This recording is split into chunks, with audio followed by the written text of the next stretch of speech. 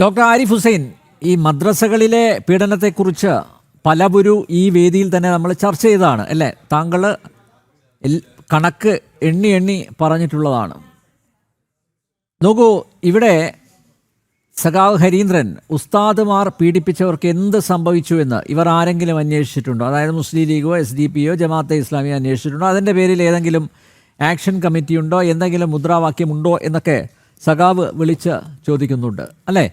ഇത്തരം എത്രയെത്ര കേസുകൾ നേരത്തെ RV ബാബു തുടക്കത്തിൽ അദ്ദേഹം ചൂണ്ടിക്കാണിക്കുകയും ചെയ്തു. സെറ്റിൽ ചെയ്യുകയാണ്. ഇത്രയും വലിയ വിഷയങ്ങൾ ഉണ്ടായിട്ട് ഇവർക്കൊന്നും പരാതിയില്ല. അവിടെ ഇരയ്ക്ക് വേണ്ടി വാദിക്കാൻ ആരുമില്ല. അവസാനം സെറ്റിൽ ചെയ്യുകയാണ്. അതിന് മത മേധാവികൾ ഉൾപ്പെടെ അതിൽ പങ്കെടുത്തുകൊണ്ടാണ് അത്തരത്തിലുള്ള സെറ്റിൽമെൻറ്റ്, ഒത്തുതീർപ്പുകൾ നടക്കുന്നത്. അപ്പോൾ സ്വാഭാവികമായും അതുകൂടി ഇവിടെ ചർച്ച ചെയ്യപ്പെടേണ്ടതല്ലേ? ഇതൊക്കെ സഖാവിന് അറിയാം. സഖാവിൻ്റെ പാർട്ടിയാണ് ഭരിക്കുന്നത്. പക്ഷേ സഖാവിൻ്റെ പാർട്ടി ഇങ്ങനെ ഒരു ഭാഗത്ത് പ്രസംഗിക്കുന്നുണ്ടെങ്കിലും, സഖാവ് പ്രസംഗിക്കുന്നുണ്ടെങ്കിലും, ഈ പാർട്ടി എന്ത് നടപടിയാണ് ഇത്തരം പീഡനങ്ങളിൽ സ്വീകരിക്കുന്നത് എന്നുകൂടി പരിശോധിക്കേണ്ടതല്ലേ ഡോക്ടർ ആരിഫ് ഹുസൈൻ? നമസ്കാരം.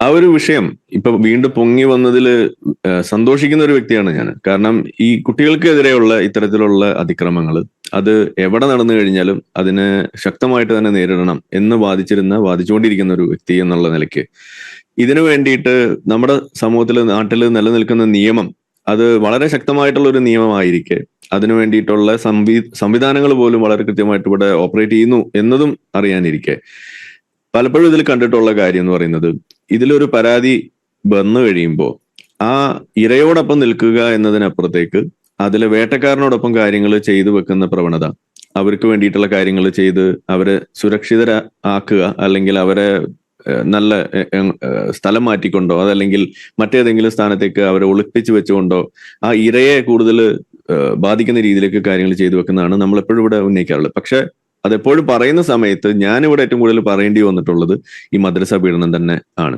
ഇവിടെ സൂചിപ്പിച്ച പോലെ അതിലൊരു വിയോജിപ്പുള്ളത് എന്താന്ന് പറഞ്ഞു കഴിഞ്ഞാൽ, നമ്മൾ വളരെയധികം ചർച്ച ചെയ്തു എന്ന് പറയുന്നത് എത്രമാത്രം ശരിയാണെന്നുള്ളതൊന്ന് സ്വയം ചോദിക്കണം എന്നാണ് പറയാനുള്ളത്. കാരണം ഞാൻ എപ്പോഴും ആവശ്യപ്പെട്ടിരുന്ന കാര്യമാണത്. ഈ ജനം TV എങ്കിലും ഇത് കാര്യമായിട്ട് ചർച്ച ചെയ്യണം എന്നാണ് ഞാൻ പറഞ്ഞുകൊണ്ടിരുന്നത്.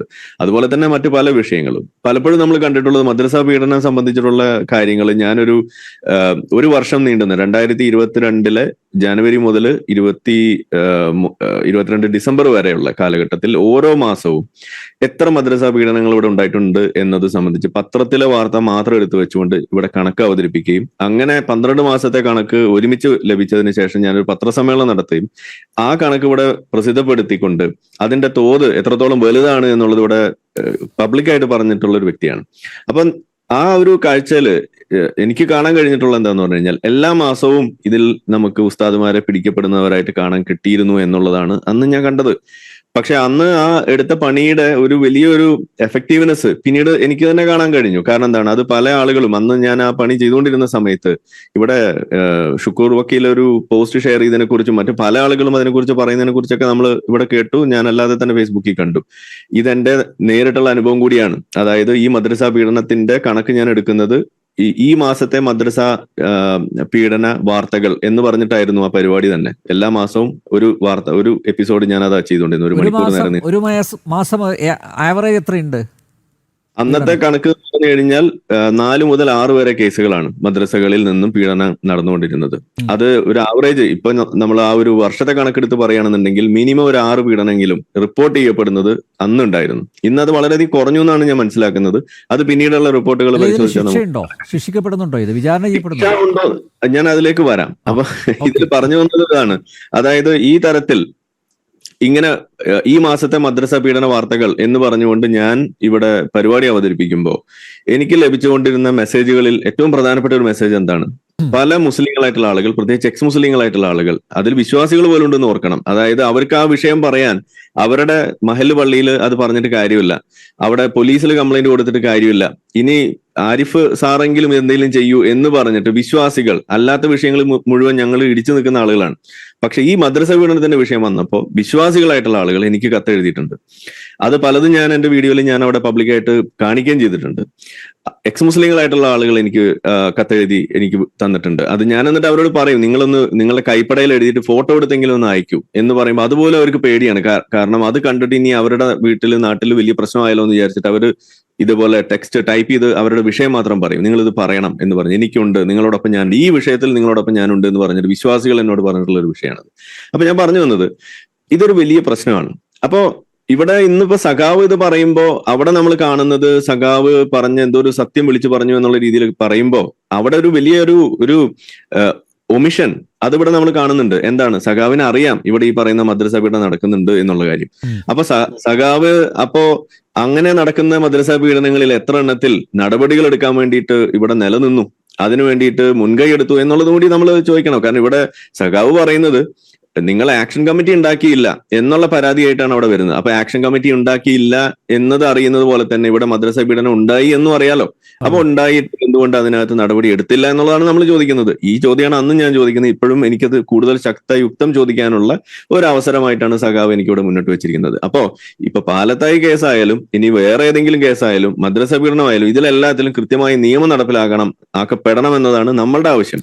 പിന്നെ അതിനകത്ത് ശരി തെറ്റുകൾ, അത് കള്ളക്കേസാണ് അല്ലാത്തതാണ്, ഇത് കോടതികളെയാണ് അവിടെ നമ്മൾ അതിനുവേണ്ടി ഡിപ്പെൻഡ് ചെയ്യാൻ നമുക്കുള്ള ഒരു വഴിയുള്ളൂ. ഇത് നമുക്ക് മാധ്യമ വിചാരണയിലൂടെയോ അല്ലെങ്കിൽ മഹല്ല് വിചാരണയിലൂടെയോ ഇത് തീർപ്പാക്കുന്ന ഒരു രീതിയല്ല നമ്മൾ ഇതിനകത്ത് പ്രതീക്ഷിക്കുന്നത്. അപ്പൊ അതുകൊണ്ട് ഇവിടെ ആ ഒരു സംഗതിക്ക്, ആ നിയമവാഴ്ചയ്ക്ക് അതിന് കൂടുതൽ വിശ്വാസ്യത നിർത്തുന്ന രീതിയിലേക്ക് അതിന് ഉയർത്തി വെക്കേണ്ട ഒരു ബാധ്യത അത് ഇവിടുത്തെ കോടതി സംവിധാനങ്ങൾക്കുണ്ട്. അവരിതിനകത്ത് എത്രമാത്രം ആ ഒരു കാര്യത്തിൽ ശ്രദ്ധ കൊടുക്കുന്നുണ്ട് എന്നുള്ളത് പൊതുജനം കാണുന്നുണ്ട് എന്നുള്ളതും കൂടി ആ പറയുന്ന നീതി ന്യായ വ്യവസ്ഥ ആ ഒരു വ്യവസ്ഥയിലുള്ള ആളുകൾ കൂടി ആലോചിക്കേണ്ട കാര്യമാണ്. പോലീസ് സംവിധാനം ആലോചിക്കേണ്ട കാര്യമാണ്. എല്ലാവരും ചിന്തിക്കേണ്ട കാര്യമാണ്. അപ്പൊ ഇവിടെ നമ്മൾ കാണുന്നത് അതിൽ പറയുന്ന പല വിഷയങ്ങൾ, ഇപ്പോ മുൻ ഒരു ശ്രീജിത്ത് IPS ഒരു വോയിസ് മെസ്സേജ് ഒക്കെ ഇവിടെ കറങ്ങി നടക്കുന്നതൊക്കെ ഞാൻ കണ്ടു. അതിലൊക്കെ പറയുന്ന പ്രകാരം ഇതില് ഈ പറയുന്ന അധ്യാപകൻ എത്ര വലിയ ഒരു മോശപ്പെട്ട പ്രവൃത്തി ആണ് ചെയ്തത്, മോശപ്പെട്ട വ്യക്തിയാണെങ്കിൽ പോലും ഈ പറയുന്ന പ്രവൃത്തി ചെയ്തതിന് തെളിവില്ല എന്നുള്ള രീതിയിൽ ആ വോയിസിൽ നമ്മൾ കേൾക്കാണ്.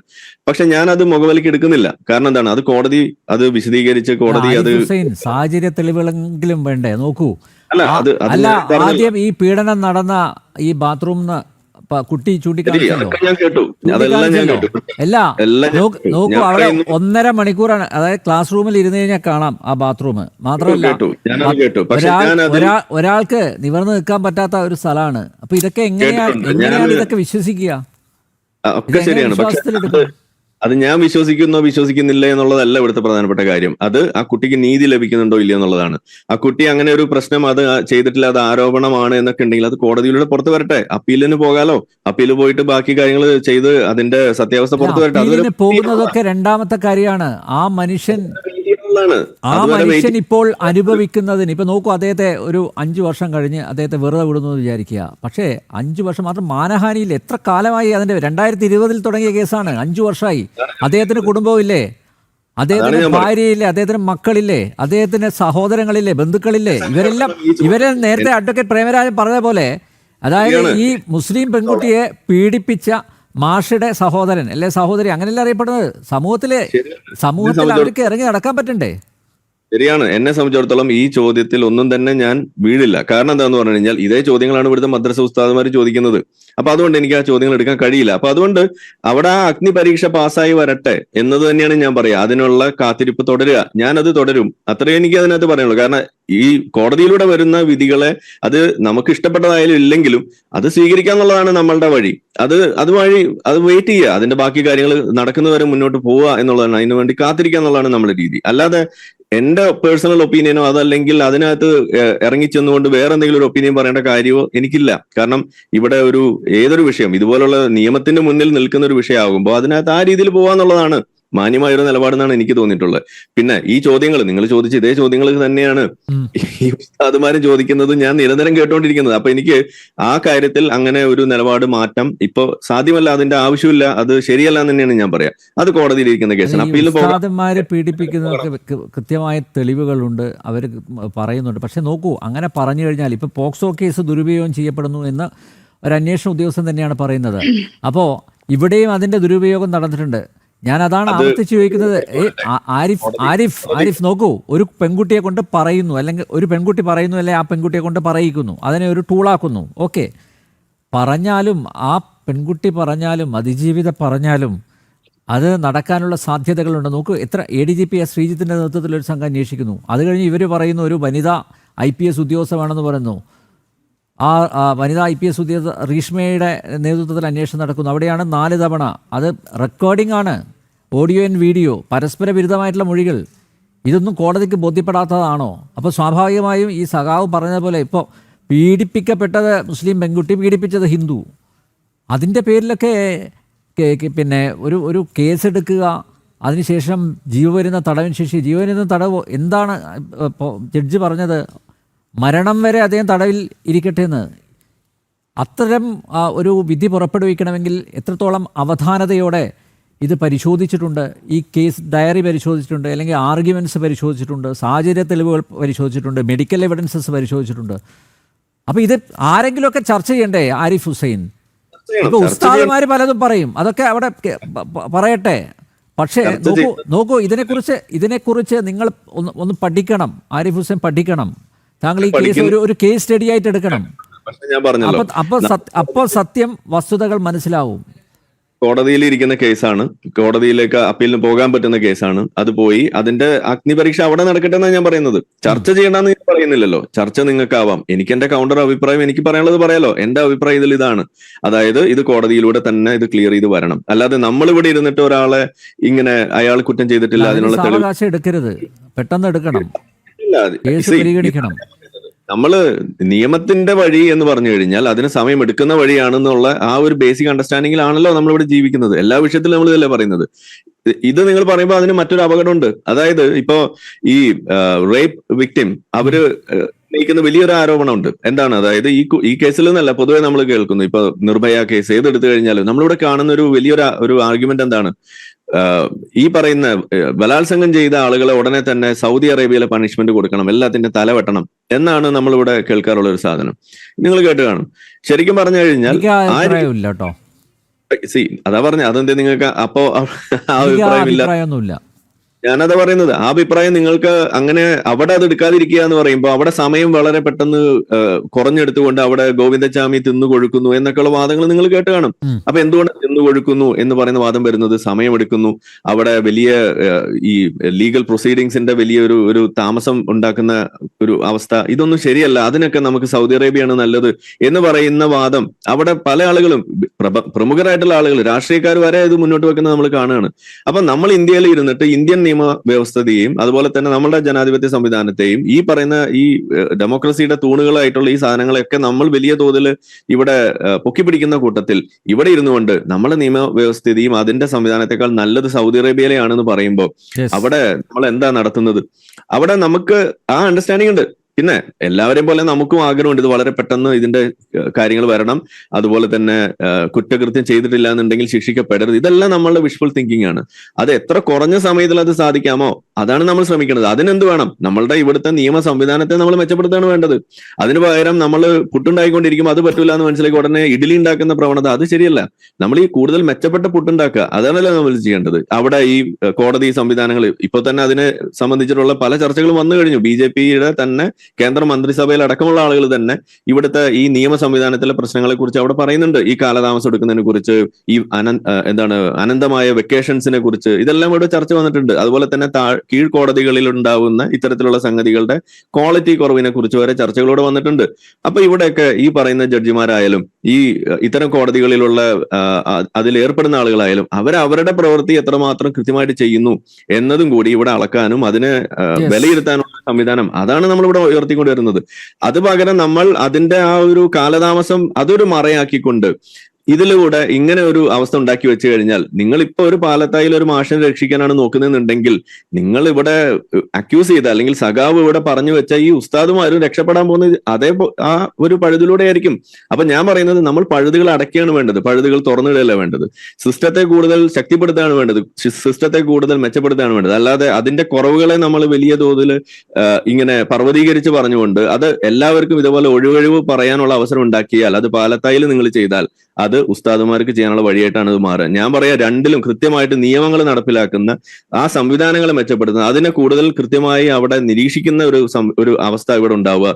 ജനങ്ങളുടെ ഈ തരത്തിലുള്ള ആ ഒരു ആകാംക്ഷ, അതിനകത്തുള്ള അവരുടെ നീരസങ്ങൾ അതും കൂടി കണക്കിലെടുത്തുകൊണ്ട് ഈ സംവിധാനങ്ങളെ മെച്ചപ്പെടുത്താനുള്ള വഴിയാണ് നമ്മളിവിടെ ചെയ്യേണ്ടത്. അതിൽ ഒരാൾ പോലും നിരപരാധിയായ ഒരാളും ശിക്ഷിക്കപ്പെടാനും പാടില്ല, അതുപോലെ തന്നെ അവിടെ ശിക്ഷ അർഹിക്കുന്ന ഒരാൾ രക്ഷപ്പെടാനും പാടില്ല എന്നത് കൃത്യമായിട്ട് നടപ്പിലാക്കണം. അതിനുവേണ്ട സംവിധാനങ്ങളാണ് വേണ്ടത്.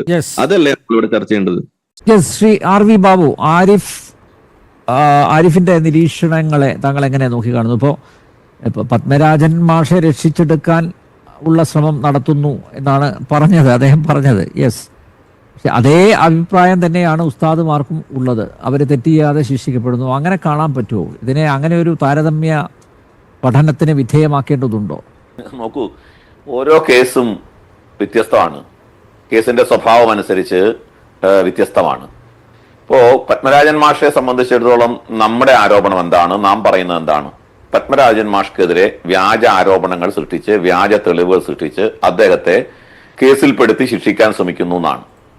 ആ രീതിയിലാണ് ഒരു മദ്രസയിലെ വിദ്യാർത്ഥിയുടെ രക്ഷകർത്താവ് തന്റെ മകളെ ഉപയോഗിച്ചുകൊണ്ട് ഒരു ഉസ്താദിനെതിരെ വ്യാജ തെളിവുകൾ ഉണ്ടാക്കി, വ്യാജ ആരോപണങ്ങൾ ഉന്നയിച്ച് ആ ഉസ്താദിനെ ശിക്ഷിക്കാൻ ശ്രമിക്കുന്നു എന്നുണ്ടെങ്കിൽ നമുക്ക് ആ കാര്യത്തിൽ അതിനെ പിന്തുണയ്ക്കാൻ പറ്റില്ല. ഉസ്താദ് ആയതുകൊണ്ട് അയാൾക്കെതിരെ വ്യാജ തെളിവുണ്ടാക്കി അയാളെ പോക്സോ കേസിൽപ്പെടുത്തി അകത്തിടണം എന്നൊരു അഭിപ്രായമൊന്നും എനിക്കില്ല.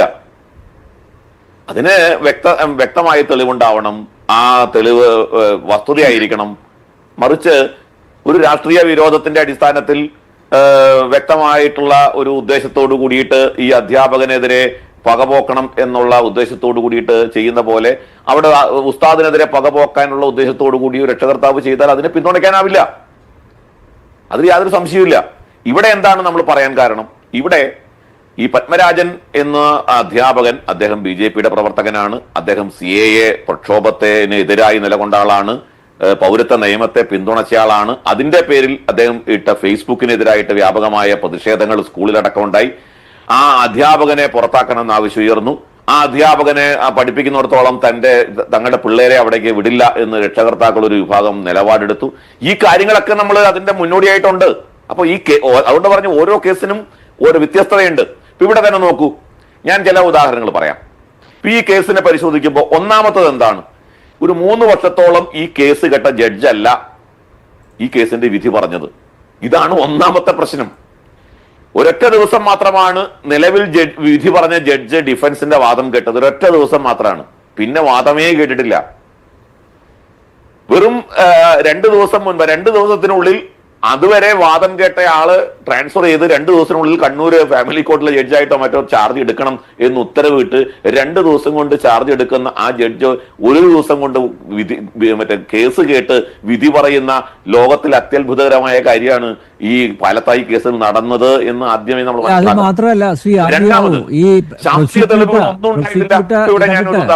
പ്രോസിക്യൂട്ടർ ഇടപെട്ട്, അതായത് വാദം അവസാനിച്ച ശേഷവും പ്രോസിക്യൂട്ടർ ഇടപെട്ട് ഈ വിധി പറയുന്നത് ഇങ്ങനെ മാറ്റി ഡേറ്റ് മാറ്റി കൊണ്ടുവരുന്നു.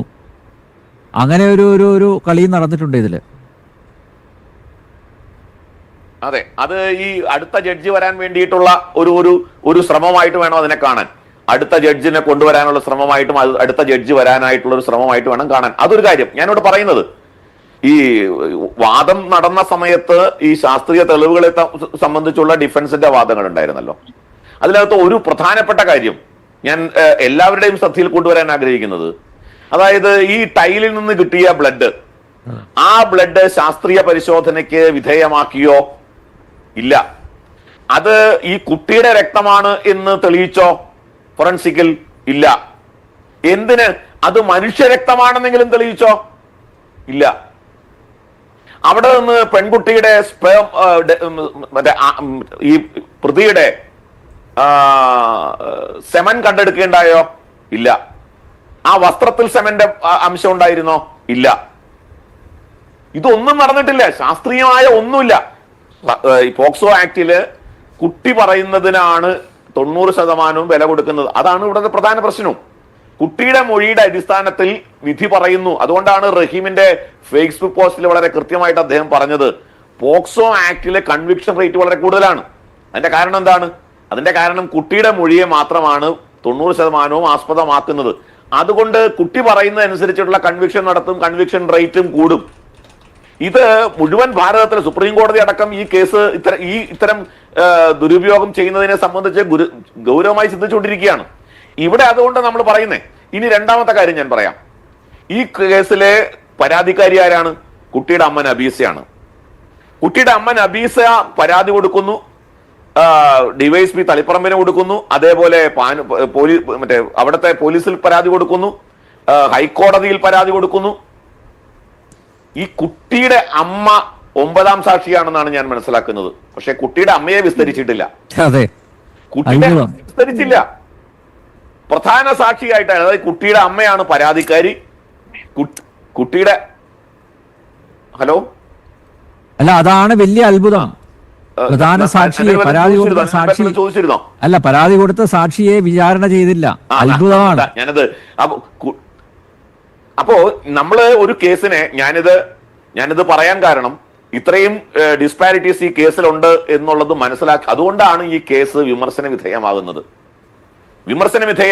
ഇപ്പോ ഇന്നലത്തെ ഞാൻ ചർച്ചയിൽ പങ്കെടുത്തപ്പോ പറഞ്ഞു ഈ രജിസ്റ്ററിൽ തിരുത്തലുകൾ വരുത്തിയെന്ന്. ഞാൻ അന്വേഷിച്ചപ്പോ എനിക്ക് മനസ്സിലായത് FIR രജിസ്റ്റർ ചെയ്ത ആ ദിവസം, അതിന്റെ തൊട്ടടുത്ത ദിവസം തന്നെ സ്കൂളിലെ രജിസ്റ്റർ മുഴുവൻ സീസ് ചെയ്തു. സ്കൂളിലെ അറ്റൻഡൻസ് രജിസ്റ്റർ അടക്കം സീസ് ചെയ്തു. പോലീസ് കൊണ്ടുപോയി. എന്നിട്ട് ഇന്നലെ ഞാൻ അതിന് മറുപടി പറയാൻ ഉണ്ടായില്ല. ഇന്നലത്തെ ആ ചർച്ചയിൽ ഞാൻ പങ്കെടുത്ത ചാനലില്ല, കാരണം എനിക്ക് നേരത്തെ പോകേണ്ടി വന്നു. പക്ഷെ ഞാൻ അതിനുശേഷം അത് കേട്ട സമയത്ത് തീർത്തും അവാസ്തവമായ കുറെ വാദങ്ങൾ അതിൽ പറയുകയാണ്. അപ്പൊ ഇതെല്ലാം ആസൂത്രിതമാണ്. അതുകൊണ്ടാണ് ഇപ്പോ അരിഫ് പറഞ്ഞ കാര്യം കൃത്യം. എനിക്ക് അഭിപ്രായ വ്യത്യാസമൊന്നുമില്ല. ഇത്തരം കേസുകൾ നടക്കുന്ന ജെന്യുവിൻ കേസുകളുണ്ട്. പക്ഷെ ഇവിടെ ജെന്യുവിൻ അല്ല എന്നുള്ളത് കൊണ്ടാണ് ഇതിൽ ഒരുപാട് ഡിസ്പാരിറ്റീസ് ഉണ്ട്, കോൺട്രഡിക്ഷൻസ് ഉണ്ട്, ഒരുപാട് രാഷ്ട്രീയ ദുരുദ്ദേശങ്ങളുണ്ട് എന്നത് തിരിച്ചറിഞ്ഞതുകൊണ്ടാണ് ഈ നിരപരാധിയെ രക്ഷിക്കുക എന്ന ദൗത്യം വെച്ചുകൊണ്ട്. കാരണം കുട്ടിയെ ടൂളായിട്ട് ഉപയോഗിക്കുന്നു എന്നുള്ളതിന്റെ തെളിവ് നമ്മുടെ മുമ്പിലുണ്ട്. ആ കുട്ടിയെ ടൂളായിട്ട് ഉപയോഗിച്ചതിന്റെ അതുകൊണ്ടാണ് ഞാൻ ആദ്യത്തെ ചർച്ചയിൽ പറഞ്ഞത്, ഈ കുട്ടിയെ ടൂളായിട്ട് ഉപയോഗിച്ചുകൊണ്ടാണ് പൊയിലൂരിലുള്ള ഒരു വ്യക്തിക്കെതിരെ ഇവർ കേസ് കൊടുത്തത്. ആ കേസിനെ കുറിച്ച് ഇവർ മിണ്ടുന്നുണ്ടോ? ആ കേസ് എന്തേ മിണ്ടാത്തത്? ആ കേസാണ് അബ്ദുൾ റഹ്മാൻ അന്വേഷിച്ചിട്ട് ഇത് പൊളിറ്റിക്കലി മോട്ടിവേറ്റഡ് ആണ്, കമ്മ്യൂണലി മോട്ടിവേറ്റഡ് ആണ് എന്ന് പറഞ്ഞത്. അങ്ങനെ രാഷ്ട്രീയ പ്രേരണയോടെ, വർഗീയ പ്രേരണയോടെ കുട്ടിയെ ഉപയോഗിച്ച് പൊയിലൂരിലുള്ള വ്യക്തിക്കെതിരെ കേസ് കൊടുക്കാമെന്നുണ്ടെങ്കിൽ ഇതേ കുട്ടിയെ ഉപയോഗിച്ചുകൊണ്ട് പത്മരാജനെതിരെ കേസ് ഉണ്ടാക്കിയ ഒരു കേസല്ല, കെട്ടിച്ചമച്ച കേസല്ല എന്നെങ്ങനെ പറയാൻ പറ്റും? അതല്ലേ അതിന്റെ വസ്തുത. ഇത്തരം ഒരുപാട് കോൺട്രഡിക്ഷൻസ്, വസ്തുതാ വിരുദ്ധമായ, പരസ്പര വിരുദ്ധമായ കാര്യങ്ങൾ ഈ കേസിൽ ഉൾപ്പെട്ടത് കൊണ്ടാണ് നാം പത്മരാജന്റെ, കാരണം ഒരുപാട് പോക്സോ കേസുകൾ, അതിലൊന്നും നമ്മൾ ആരും വരാറില്ലല്ലോ. ഈ കേസിൽ അങ്ങനെ ഒരു കൃത്യമായിട്ടുള്ള നിരീക്ഷണം നമ്മുടെ മുമ്പിൽ ഉണ്ട് എന്നുള്ളത് കൊണ്ടാണ് നമുക്കിത് മുഴുവൻ പറയേണ്ടി വരുന്നത്. അല്ലാതെ ഇതിന്റെ പേരിൽ ഉസ്താദ് മനഃപൂർവ്വം കുടുക്കി ആരെങ്കിലും കേസിൽപ്പെടുത്തിയ അതിനോടൊന്നും നമുക്ക് യോജിപ്പില്ല.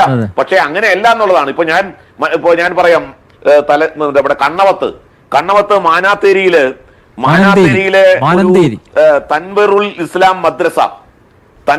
ഇസ്ലാം മദ്രസയില് അബ്ദുൾ റഹ്മാൻ, അബ്ദുൽ നാസർ എന്ന് 2 ഉസ്താദുമാർക്കെതിരെ 21 കുട്ടികളുടെ പരാതിയാണ്. 21 കുട്ടികളുടെ പരാതി. ആ പരാതി മുഴുവൻ തലശ്ശേരി പോക്സോ കോർട്ടില് ഔട്ട് ഓഫ് കോർട്ട് സെറ്റിൽമെന്റ് നടത്തി. കോടതിക്ക് പുറത്തു വെച്ച കുട്ടികളെ കൊണ്ട് കേസ് പിൻവലിപ്പിച്ചു. പരാതിയില്ലെന്ന് പറഞ്ഞു, ഞങ്ങള് തെറ്റായിട്ട് പറഞ്ഞതാന്ന് പറഞ്ഞു. ആ കേസ് പിൻവലിപ്പിച്ചു. അപ്പോ ഇത് അല്ല ഈ പത്മരാജന്റെ കേസ് എന്ന് പറഞ്ഞാൽ. അപ്പൊ അതുകൊണ്ട് ഓരോ കേസിനും ആ കേസിന്റെ സ്വഭാവം അനുസരിച്ച് അതിന്റെ വ്യത്യസ്ത മാനങ്ങളുണ്ട്. അത് നമ്മൾ മനസ്സിലാക്കാതെ ഈ എന്താ പറയാ, ബ്ലൈൻഡ് ആയിട്ട് ഒറ്റയടിക്ക് നമുക്ക് അങ്ങനെ പറഞ്ഞിട്ട് അപ്പീൽ കോടതി വരെ കാത്തു നിൽക്കണം എന്ന് പറഞ്ഞാൽ, കോടതിയെ വിമർശിക്കാം, കോടതിയുടെ നിഗമനങ്ങൾ തെറ്റാണെങ്കിൽ അത് പച്ചയ്ക്ക് പറയാം, ഒരു തെറ്റുമില്ല അതിനകത്ത്. അങ്ങനെ ചെയ്യാറുണ്ട്. അതാണ് നമ്മൾ കോടതി തന്നെ വിചാരണയ്ക്ക് വിധേയമാകേണ്ട ഒരു സ്ഥിതിവിശേഷം ഈ കേസിലുണ്ട് എന്നുള്ളത്. ഇപ്പൊ ഇതിനൊന്നും ഇന്നലെ മറുപടി ഉണ്ടായില്ല. ഞാൻ ഇന്നലെ ഉന്നയിച്ചു, ഇതിനൊന്നും മറുപടിയില്ല. ഇതൊരു പബ്ലിക് ഡിബേറ്റിന് വിധേയമാക്കാൻ ഞങ്ങൾ തയ്യാറാണ്. ഇത് വാദിച്ച പ്രോസിക്യൂട്ടർ വരട്ടെ, എന്തിന് ഇത് വിധി എഴുതിയ ജഡ്ജി തന്നെ വരട്ടെ. ഒരു പബ്ലിക് ഡിബേറ്റിന് നമ്മൾ തയ്യാറാണ്. അതിന് തയ്യാറുണ്ടോ ഈ പറയുന്ന ആളുകൾ? ഈ ഇരയ്ക്ക് വേണ്ടി നിൽക്കുന്ന ആരെങ്കിലും ഈ കേസ് സ്റ്റഡി വെച്ച് ഒരു പബ്ലിക് ഡിബേറ്റിന് തയ്യാറുണ്ടോ? നമ്മൾ തയ്യാറാണ്. കാരണം ഇത് പറയുന്നത് അത്രയും കോൺഫിഡൻസ് ഉള്ളതുകൊണ്ടാ, ഈ കേസിനെ സംബന്ധിച്ച് അത്രയും കോൺഫിഡൻസ് ഉള്ളതുകൊണ്ടാ. അപ്പൊ ഇത് ആസൂത്രിതമാണ്. ഇത്തരം കേസുകൾ നമുക്ക് ഒരു കാരണവശാലും വെച്ചു ഉറപ്പിക്കാൻ സാധ്യമല്ല എന്നുള്ളതാണ്. അതുകൊണ്ട് പത്മരാജൻ മാഷിന്റെ കാര്യത്തിൽ ഒരു വിട്ടുവീഴ്ചയ്ക്കും ഞങ്ങൾ തയ്യാറല്ല. അല്ല, ഞാൻ അവിടെ പറയുന്നത് ഇത്രയേ ഉള്ളൂ. അതായത് ഇപ്പൊ പണ്ട് കാലത്ത് ഈ സ്ത്രീ പീഡന കേസ് കൊടുത്തുകൊണ്ട് ആളുകൾ ഇതേപോലെ കുരുക്കുന്ന ഒരു പ്രവണത ഇവിടെ ഉണ്ടായിരുന്നു. അതിന്നിപ്പോ മേൽക്കോടതികൾ, ഇപ്പൊ സുപ്രീം കോടതി അടക്കം തന്നെ അതിലുള്ള വിഷയങ്ങൾ ഇപ്പൊ പറയുകയും അതിൽ വലിയൊരു മാറ്റം കൊണ്ടുവരുന്ന രീതിയിലേക്ക് വരെ വന്നിട്ടുണ്ട്. ഇന്നും അത് സംബന്ധിച്ചുള്ള ഒരു വിധി കണ്ടു. അതായത് വിവാഹ വാഗ്ദാനം നൽകി പീഡിപ്പിച്ചു എന്ന് പറയുന്ന സാധനം ഇനി നിലനിൽക്കില്ല എന്നുള്ള രീതിയിലേക്ക് വരികയാണ്. അപ്പോ കാലം ഇവോൾവ് ചെയ്തപ്പോ ഇന്ന് ഇതുപോലെ പകപോക്കലിനായിട്ട് ഇന്ന് ഉപയോഗിക്കുന്ന മറ്റൊരു നിയമമായിട്ട് ഈ പോക്സോ നിയമം മാറുന്നു എന്ന ആക്ഷേപം എനിക്കുണ്ട്. അതില്ലാന്നൊന്നും ഞാൻ പറയുന്നില്ല. പക്ഷെ അപ്പോഴും ഞാൻ പറയുന്നത് നിങ്ങൾ ഉപയോഗിച്ച അതേ വാക്കുകൾ തന്നെയാണ് ഞാനിവിടെ പറയുന്നത്. അതായത് ഇപ്പൊ ഒരു വാക്കുകൾ പറയുകയാണെങ്കിൽ നിയമപരിരക്ഷ, അഗ്നിപരീക്ഷ, ജുഡീഷ്യൽ വ്യൂ, നിയമ വഴി, ഇതെല്ലാം തന്നെയാണ് ഞാനും പറയുന്നത്. അപ്പൊ ഇതിൽ ഉണ്ടാകുന്ന പ്രശ്നങ്ങൾ അത് പരിഹരിച്ചുകൊണ്ട് മുന്നോട്ട് പോകേണ്ട ബാധ്യത അത് ഈ പറയുന്ന ജുഡീഷ്യൽ സിസ്റ്റത്തിനുണ്ട്. കാരണം എന്താ ഇപ്പൊ സംഭവിക്കുന്നത്? ഇപ്പൊ ഇവിടെ നമ്മൾ കാണുന്നത് എന്താണ്? ഇവിടെ തൊട്ട് മുന്നേ RV ബാബു ആണെങ്കിലും പറഞ്ഞത് എന്താണ്? അതായത് നിങ്ങൾ ഒരു സംവാദത്തിന് തയ്യാറാകൂ എന്ന് പറയുമ്പോൾ ഇവിടെ കോടതിയിൽ അത് നടക്കുന്നില്ല. പകരം ഇനിയിപ്പോ അത് ഒരു നാട്ടുകൂട്ടം വിചാരണ പോലെ നടത്തുന്ന ഒരു അവസ്ഥയിലേക്ക് വരെ കൊണ്ടെത്തിക്കുന്നതിന് വഴിവെക്കുന്നത് ആരാണ്? സത്യത്തിൽ ഈ പറയുന്ന കോടതികളാണ്. കോടതികൾ ഇത് വളരെ കൃത്യമായിട്ട് ചെയ്യേണ്ട ഒരു ബാധ്യത അവർക്കില്ലേ? ഇതാണ് എന്റെയൊക്കെ ഒരു പ്രശ്നം. ഇതാണ് കാരണം നമ്മൾ ഇതിനകത്ത് ജെനുവിൻ ആയിട്ടുള്ള ഒരു കാര്യം, ഇപ്പൊ മദ്രസ പീഡനം പോലെയുള്ള വിഷയങ്ങൾ ജെനുവിൻ ആയിട്ട് നമ്മൾ നിൽക്കുമ്പോൾ പോലും അതിൽ പോലും നമ്മൾ കാണുന്ന പ്രശ്നം ഇത് തന്നെയാണ്. അപ്പോ അതുപോലെ നമുക്ക് ഉയർത്താൻ പറ്റാത്ത അവസ്ഥയിലേക്ക് ഇത് കൊണ്ടെത്തിക്കുന്നു. ഉസ്താദുമാര് പോലും പറയുന്ന വാദങ്ങൾ ഇത് തന്നെയായി മാറുന്നത് പോലും ഇതേ കാരണങ്ങൾ കൊണ്ടാണെന്നാണ് ഞാൻ ഈ പറഞ്ഞു വെക്കുന്നത്. അപ്പൊ അതുകൊണ്ട് ഇത് സിസ്റ്റത്തിന്റെ ഒരു പാകപ്പഴവാണ്. നിങ്ങൾ തന്നെ ഉപയോഗിച്ച ഒരു വാക്കും കൂടിയാണ് ഈ പറയുന്നത്. ആ വാക്ക് ഇവിടെ വിലപ്പെട്ടതാവുന്നതും ഇത് തന്നെയാണ് തുടക്കത്തിൽ ഞാൻ പറഞ്ഞത്. ഇത് സത്യത്തിൽ ജനങ്ങളിൽ ഈ സംവിധാനത്തോടുള്ള അവിശ്വാസ്യതക്ക് കാരണമായിട്ട് മാറുന്നു. അത് മാറും, അത് അപകടമാണെന്നാണ് ഈ പറഞ്ഞു വെക്കുന്നത്. അത് നമ്മൾ പരിഹരിക്കണം എന്നുണ്ടെങ്കിൽ ഈ സിസ്റ്റം അത് കറക്റ്റ് ചെയ്ത് മുന്നോട്ട് വരാനുള്ള വഴികളിലേക്ക് നമ്മൾ കിടക്കണം. പിന്നെ ഒരു കാര്യം കൂടി പറയുകയാണെങ്കിൽ, ഇതിപ്പോ ഇത്രമാത്രം ചർച്ചയാവുന്നതിന്റെ ഒരു പ്രധാന കാരണം എന്താണ്? ഇപ്പോ ഹിന്ദു സംഘടനകൾ ഇതൊരു വശത്തും വന്നു നിൽക്കാനുള്ള കാരണം സത്യത്തിൽ എന്താണ്? അതിവിടെ തന്നെ നമ്മൾ പറഞ്ഞു കഴിഞ്ഞു. ഈ വിഷയത്തിൽ ഒരു എക്സ്ട്രാ ഒരു ഇൻട്രസ്റ്റ് ഈ പറയുന്ന SDPI വിഭാഗങ്ങൾ, അതുപോലെ തന്നെ മുസ്ലിം ലീഗ് പോലുള്ള സംഘടനകൾ ഇതിനകത്ത് ഏറ്റുപിടിക്കുകയും അതൊരു വലിയ ഒരു രാഷ്ട്രീയ ആയുധമായിട്ട് അവർ മാറ്റുന്നു എന്നുള്ളത് പകൽ വെളിച്ചം പോലെ ഇവിടെ നിന്ന് കാണാൻ പറ്റുന്ന ഒരു അവസ്ഥ വരുമ്പോൾ സ്വാഭാവികമായിട്ടും അതിനകത്ത് മറുവാദങ്ങളും ഒരു പോൾ ഉണ്ടായിക്കൊണ്ട് ആ വിഷയത്തിലേക്ക് അതിന് ആ രൂപം മാറുകയാണ്. അപ്പൊ സത്യത്തിൽ ഇത് രാഷ്ട്രീയ യുദ്ധമായിട്ട് മാറുന്നു എന്നത് തന്നെ ഇതുപോലുള്ള കേസുകളുടെ ഒരു മറ പിടിച്ചുകൊണ്ട് ഇതുപോലെയുള്ള കാര്യങ്ങൾ ചെയ്യേണ്ടി വരുന്ന ഒരവസ്ഥ, അല്ലെങ്കിൽ ചെയ്യുന്ന ഒരവസ്ഥ വരുമ്പോൾ ഇതും മറ്റൊരു വലിയ പ്രശ്നത്തിലേക്കാണ് ഇത് കൊണ്ടെത്തിക്കുന്നത്. എന്ന് വെച്ചാൽ ഇവിടെ അധികാരമില്ലാത്ത ആളുകൾ എപ്പോഴും ഇതുപോലെ പീഡിപ്പിക്കപ്പെടാം, അധികാരമുള്ള ആളുകൾക്ക് എന്തും ഇതേപോലെ ചെയ്യാം, ആ ഒരു മെസ്സേജ് കൂടിയാണ് കൊടുക്കുന്നത്. അതും വളരെ തെറ്റായിട്ടുള്ള കാര്യമാണെന്നാണ് ഈ പറയുന്നത്. അപ്പൊ പോക്സോ നിയമം അത് വളരെ മികച്ച നിയമമാണ്. കാരണം മദ്രസ പീഡനത്തിൽ നമ്മൾ ഏറ്റവും കൂടുതൽ അത് എംപവർ ചെയ്യാൻ വേണ്ടി അതിന്റെ മറ്റു പല വഴികളിലൂടെ നമ്മൾ അതിന് വേണ്ടിയിട്ട് നിലനിൽക്കുന്ന ഒരാളെന്നുള്ള രീതിയിൽ ആ നിയമത്തിന്റെ മൊനയൊടിക്കാൻ വേണ്ടിയിട്ടാണ് ഇത്തരത്തിലുള്ള ഈ കള്ള ആരോപണമാണെങ്കിൽ അതിലേക്ക് വഴിവെക്കുക. അപ്പോൾ എത്രയും പെട്ടെന്ന് തന്നെ നിങ്ങൾ ഉപയോഗിച്ച വാക്ക് കടമെടുക്കുകയാണെന്ന്, അഗ്നി പരീക്ഷ പാസ്സായി എത്രയും പെട്ടെന്ന് വരട്ടെ, ശിക്ഷിക്കപ്പെടുകയാണെന്നുണ്ടെങ്കിൽ ശിക്ഷിക്കപ്പെടണം. അന്നും നമ്മൾ പറയാനുള്ളത് ഇതേ കാര്യം തന്നെയാണ്. നിയമവാഴ്ച അതിനെ നമ്മൾ അതിന്റെ ആ ഒരു വിശ്വാസ്യതയെ അവമതിക്കുന്ന രീതിയിലേക്കുള്ള ഒരു ചുവട് പോലും നമ്മൾ പൊതുജന രീതിയിൽ, പൗരൻ എന്ന രീതിയിൽ നമുക്ക് വെക്കാൻ പാടില്ല എന്നുള്ളതാണ് എന്റെ അതിനകത്തുള്ള ഒരു ഒപ്പീനിയൻ. ഓക്കെ, എന്തായാലും പത്മരാജൻ മാസ്റ്റർക്ക് ഉടൻ നീതി ലഭ്യമാകുമെന്ന് നമുക്ക് പ്രത്യാശിക്കാം. ആരിഫ് ഹുസൈനോട് പറയാനുള്ള ഒരു കാര്യം, ഈ പോക്സോ കേസുകൾ ഔട്ട് ഓഫ് കോർട്ട് സെറ്റിൽമെൻറ്റ്, അത് പ്രത്യേകിച്ച് ഉസ്താദുമാർ ഉൾപ്പെട്ട പോക്സോ കേസ്, അത് താങ്കൾ ഏറ്റെടുക്കണം. എന്തായാലും ഈ പാലത്തായി പീഡനക്കേസിൽ വസ്തുതകൾ തുറന്നു പറഞ്ഞ P. ഹരീന്ദ്രൻ, അതായത് പീഡിപ്പിക്കപ്പെട്ടത് മുസ്ലിം പെൺകുട്ടിയും പീഡിപ്പിച്ചത് ഹിന്ദുവുമായതാണ് SDPIയുടെയും മുസ്ലിം ലീഗിൻ്റെയും പ്രശ്നം, അത് വർഗീയതയാണ് എന്ന് തുറന്നു പറഞ്ഞ സഖാവ് ഹരീന്ദ്രൻ മനസാക്ഷി ഉണ്ടെങ്കിൽ പത്മരാജൻ മാഷെ കള്ളക്കേസിൽ പെടുത്തിയതിൽ പാർട്ടിക്കുള്ള പങ്കുകൂടി വിളിച്ചു പറയാനുള്ള ആർജവം കാണിക്കണം. ഇന്ന് നമ്മുടെ ഇവിടെ സംസാരിച്ച വിഷയത്തിൻ്റെ ഒരു പ്രധാനപ്പെട്ട ഒരു വശം, ഒരു വാർത്തയാണ്. ഓക്കെ, ഇത് സഞ്ജീവ് സാന്യൽ, നമ്മളുടെ ഇക്കണോമിക് അഡ്വൈസറി കമ്മിറ്റി നമ്മളെ പ്രധാനമന്ത്രിയുടെ അതിൻ്റെ ഭാഗമായിട്ടുള്ളൊരു ചങ്ങാതി, ഒരു തിങ്ക് ടാങ്ക് എന്നൊക്കെ വിളിക്കുന്ന കൂട്ടത്തിൽപ്പെട്ടിട്ടുള്ള ഒരു ഹിന്ദുത്വ മേഖലയിൽ നിൽക്കുന്ന ആൾ ഈ കഴിഞ്ഞ കുറച്ച് നാളുകൾക്ക് മുന്നേ ഈ ജുഡീഷ്യറിയെ സംബന്ധിച്ചിടത്തോളം ഒരു ക്രിറ്റിസിസം നടത്തേണ്ടത്, അത് വലിയ ചർച്ചകൾക്കൊക്കെ വഴിവെച്ചതാണ്. അപ്പോൾ അതൊന്ന് കേട്ട് കളയാം, ഒരു രസമായിരിക്കും. നിങ്ങൾ കേട്ടിട്ടില്ലാത്ത ആളുകൾക്ക് അത് കേൾക്കേണ്ട സാധനമാണെന്നാണ് എനിക്ക് തോന്നുന്നത്. ഒന്ന് കേട്ട് കളയാം. You cannot have a profession where you use words like my lord. You've got to be kidding me. Sanjeev Sanyal, member of the PM's Economic Advisory Council, critiqued the Indian judiciary while speaking at the Nyaya Nirman 2025 event. I'm afraid the judicial system is now, in my view, the single biggest hurdle to becoming Viksit Bharat. I'm sorry, this cannot go on. I also work in the government. I also take vacations. But why should the entire court system be shut down for this? After all, the policemen also take vacations. I also take vacations. Do you shut down the entire police department for this? Let's say the doctors decide that we will take summer vacation, Dussehra vacation, winter vacation, and shut down the hospitals for a large part of the time. There is a clear difference between those who become judges from being senior advocates and those who are promoted from the lower courts. If you want to get talent to come into the judiciary, you have to have a system where the best talent makes his way up the system. Because if that doesn't happen, then clearly don't complain that the lower courts do not attract the level of quality that you want.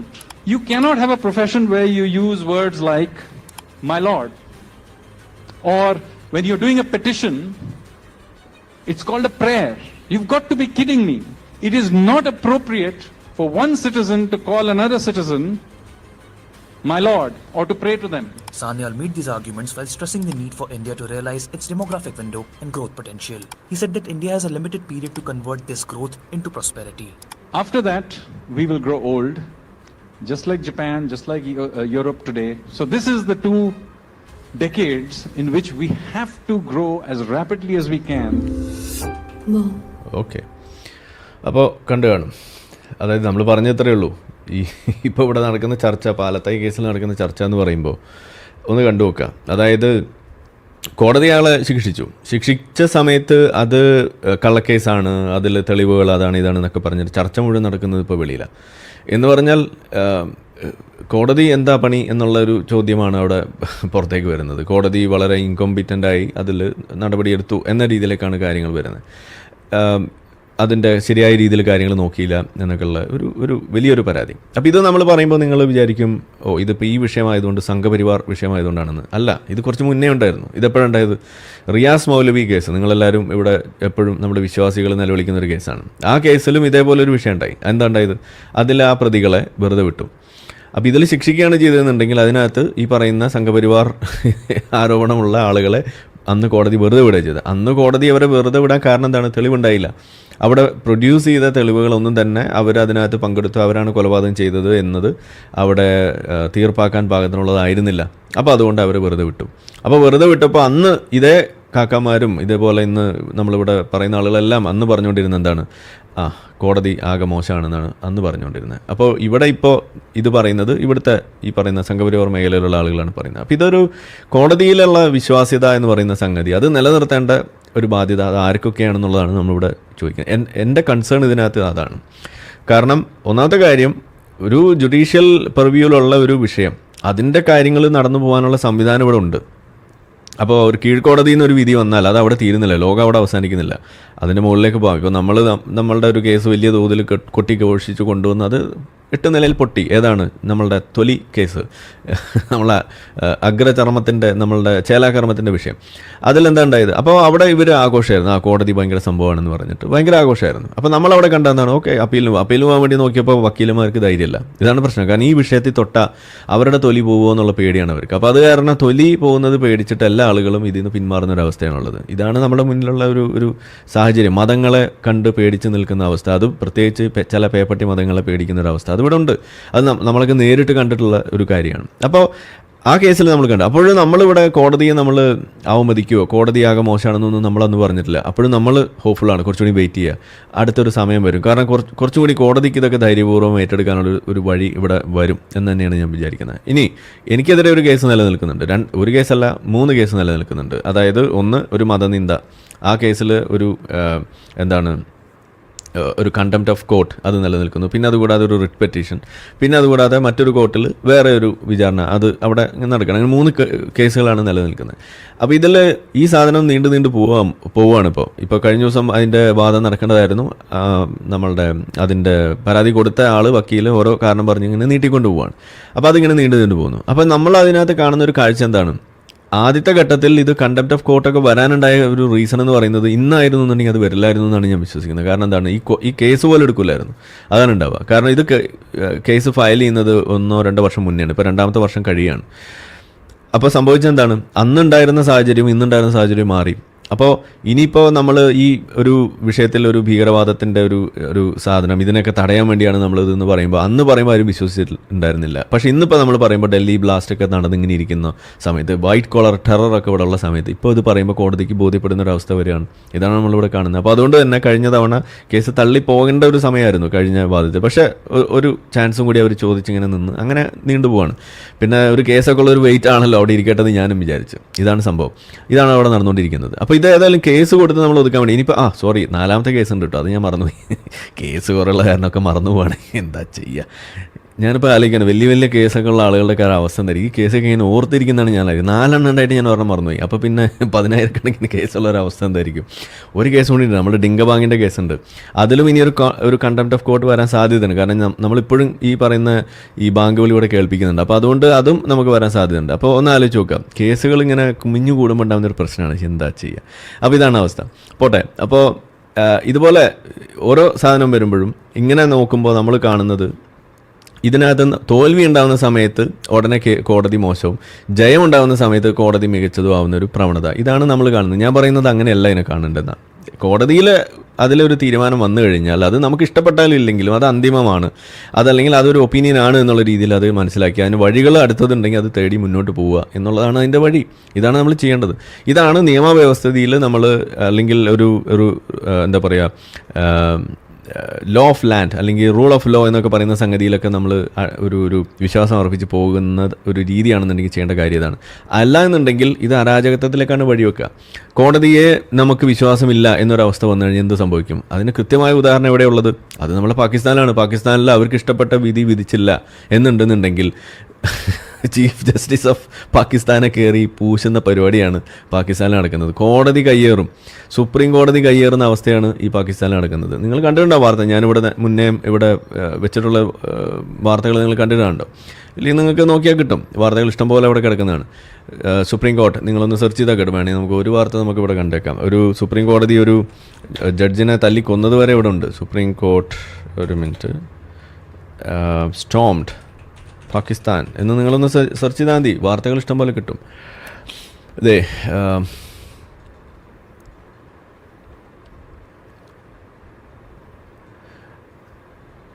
Rattle by cylinder blast, explosion at Pakistan Supreme Court, gas cylinder blast. ഇത് November 4. ഇത് പുതിയതാണല്ലോ. ഇത് ഞാൻ അറിഞ്ഞില്ല കേട്ടോ, മാപ്പാക്കണം. പുതിയതാണ്. അതായത് അതിനകത്ത് എന്താണ്, a unruly mob stormed into the Supreme Court forcing Chief Justice Sajjad Ali Shah to adjourn the contempt of court case against Prime Minister Nawaz Sharif. ഇതൊക്കെയാണ് ഇവിടെ നടക്കുന്നത്. Mob attack on Pak Supreme Court. ഒന്ന് ആലോചിക്കുക. Protesters clash with police while storming Supreme Court. ഇത് August 20 വന്ന വാർത്തയാണ്. ഇത് സ്ഥിരം പരിപാടിയാണ്. നിങ്ങൾ സെർച്ച് ചെയ്ത് കഴിഞ്ഞാൽ അതിനകത്ത് ഇങ്ങനെ കാണാം. അപ്പോൾ ഇതേ വാർത്ത ഇതാണ് കാണുന്നത്. Pakistan Islamist mob storm Supreme Court demand Chief Justice resignation over Ahmadiyya blasphemy case ruling. എപ്പടി ഇറക്ക്. ഇതാണ് അവസ്ഥ. അപ്പോൾ അവിടുത്തെ ആളുകൾ ഒരു അഹമ്മദിയ കേസ് വളരെ കോമഡിയാണ്. അതായത് അഹമ്മദിയാക്കൾക്ക് മതം പ്രചരിപ്പിക്കാനുള്ള അവകാശം ഉണ്ടെന്ന് പറഞ്ഞതിനാണെന്നാണ് എൻ്റെ ഓർമ്മ. ഇത് നമ്മളന്ന് പറഞ്ഞ വാർത്തയാണത്. എന്താണ്, the controversy began after Justice Isa's bench ordered the release of Mubarak Ahmad Sani, an Ahmadiyya man accused of blasphemy. Sani was charged under the Punjab Holy Quran Act for distributing pamphlets promoting his religious beliefs. ഇതാണ് നമ്മളുടെ മുതൽ.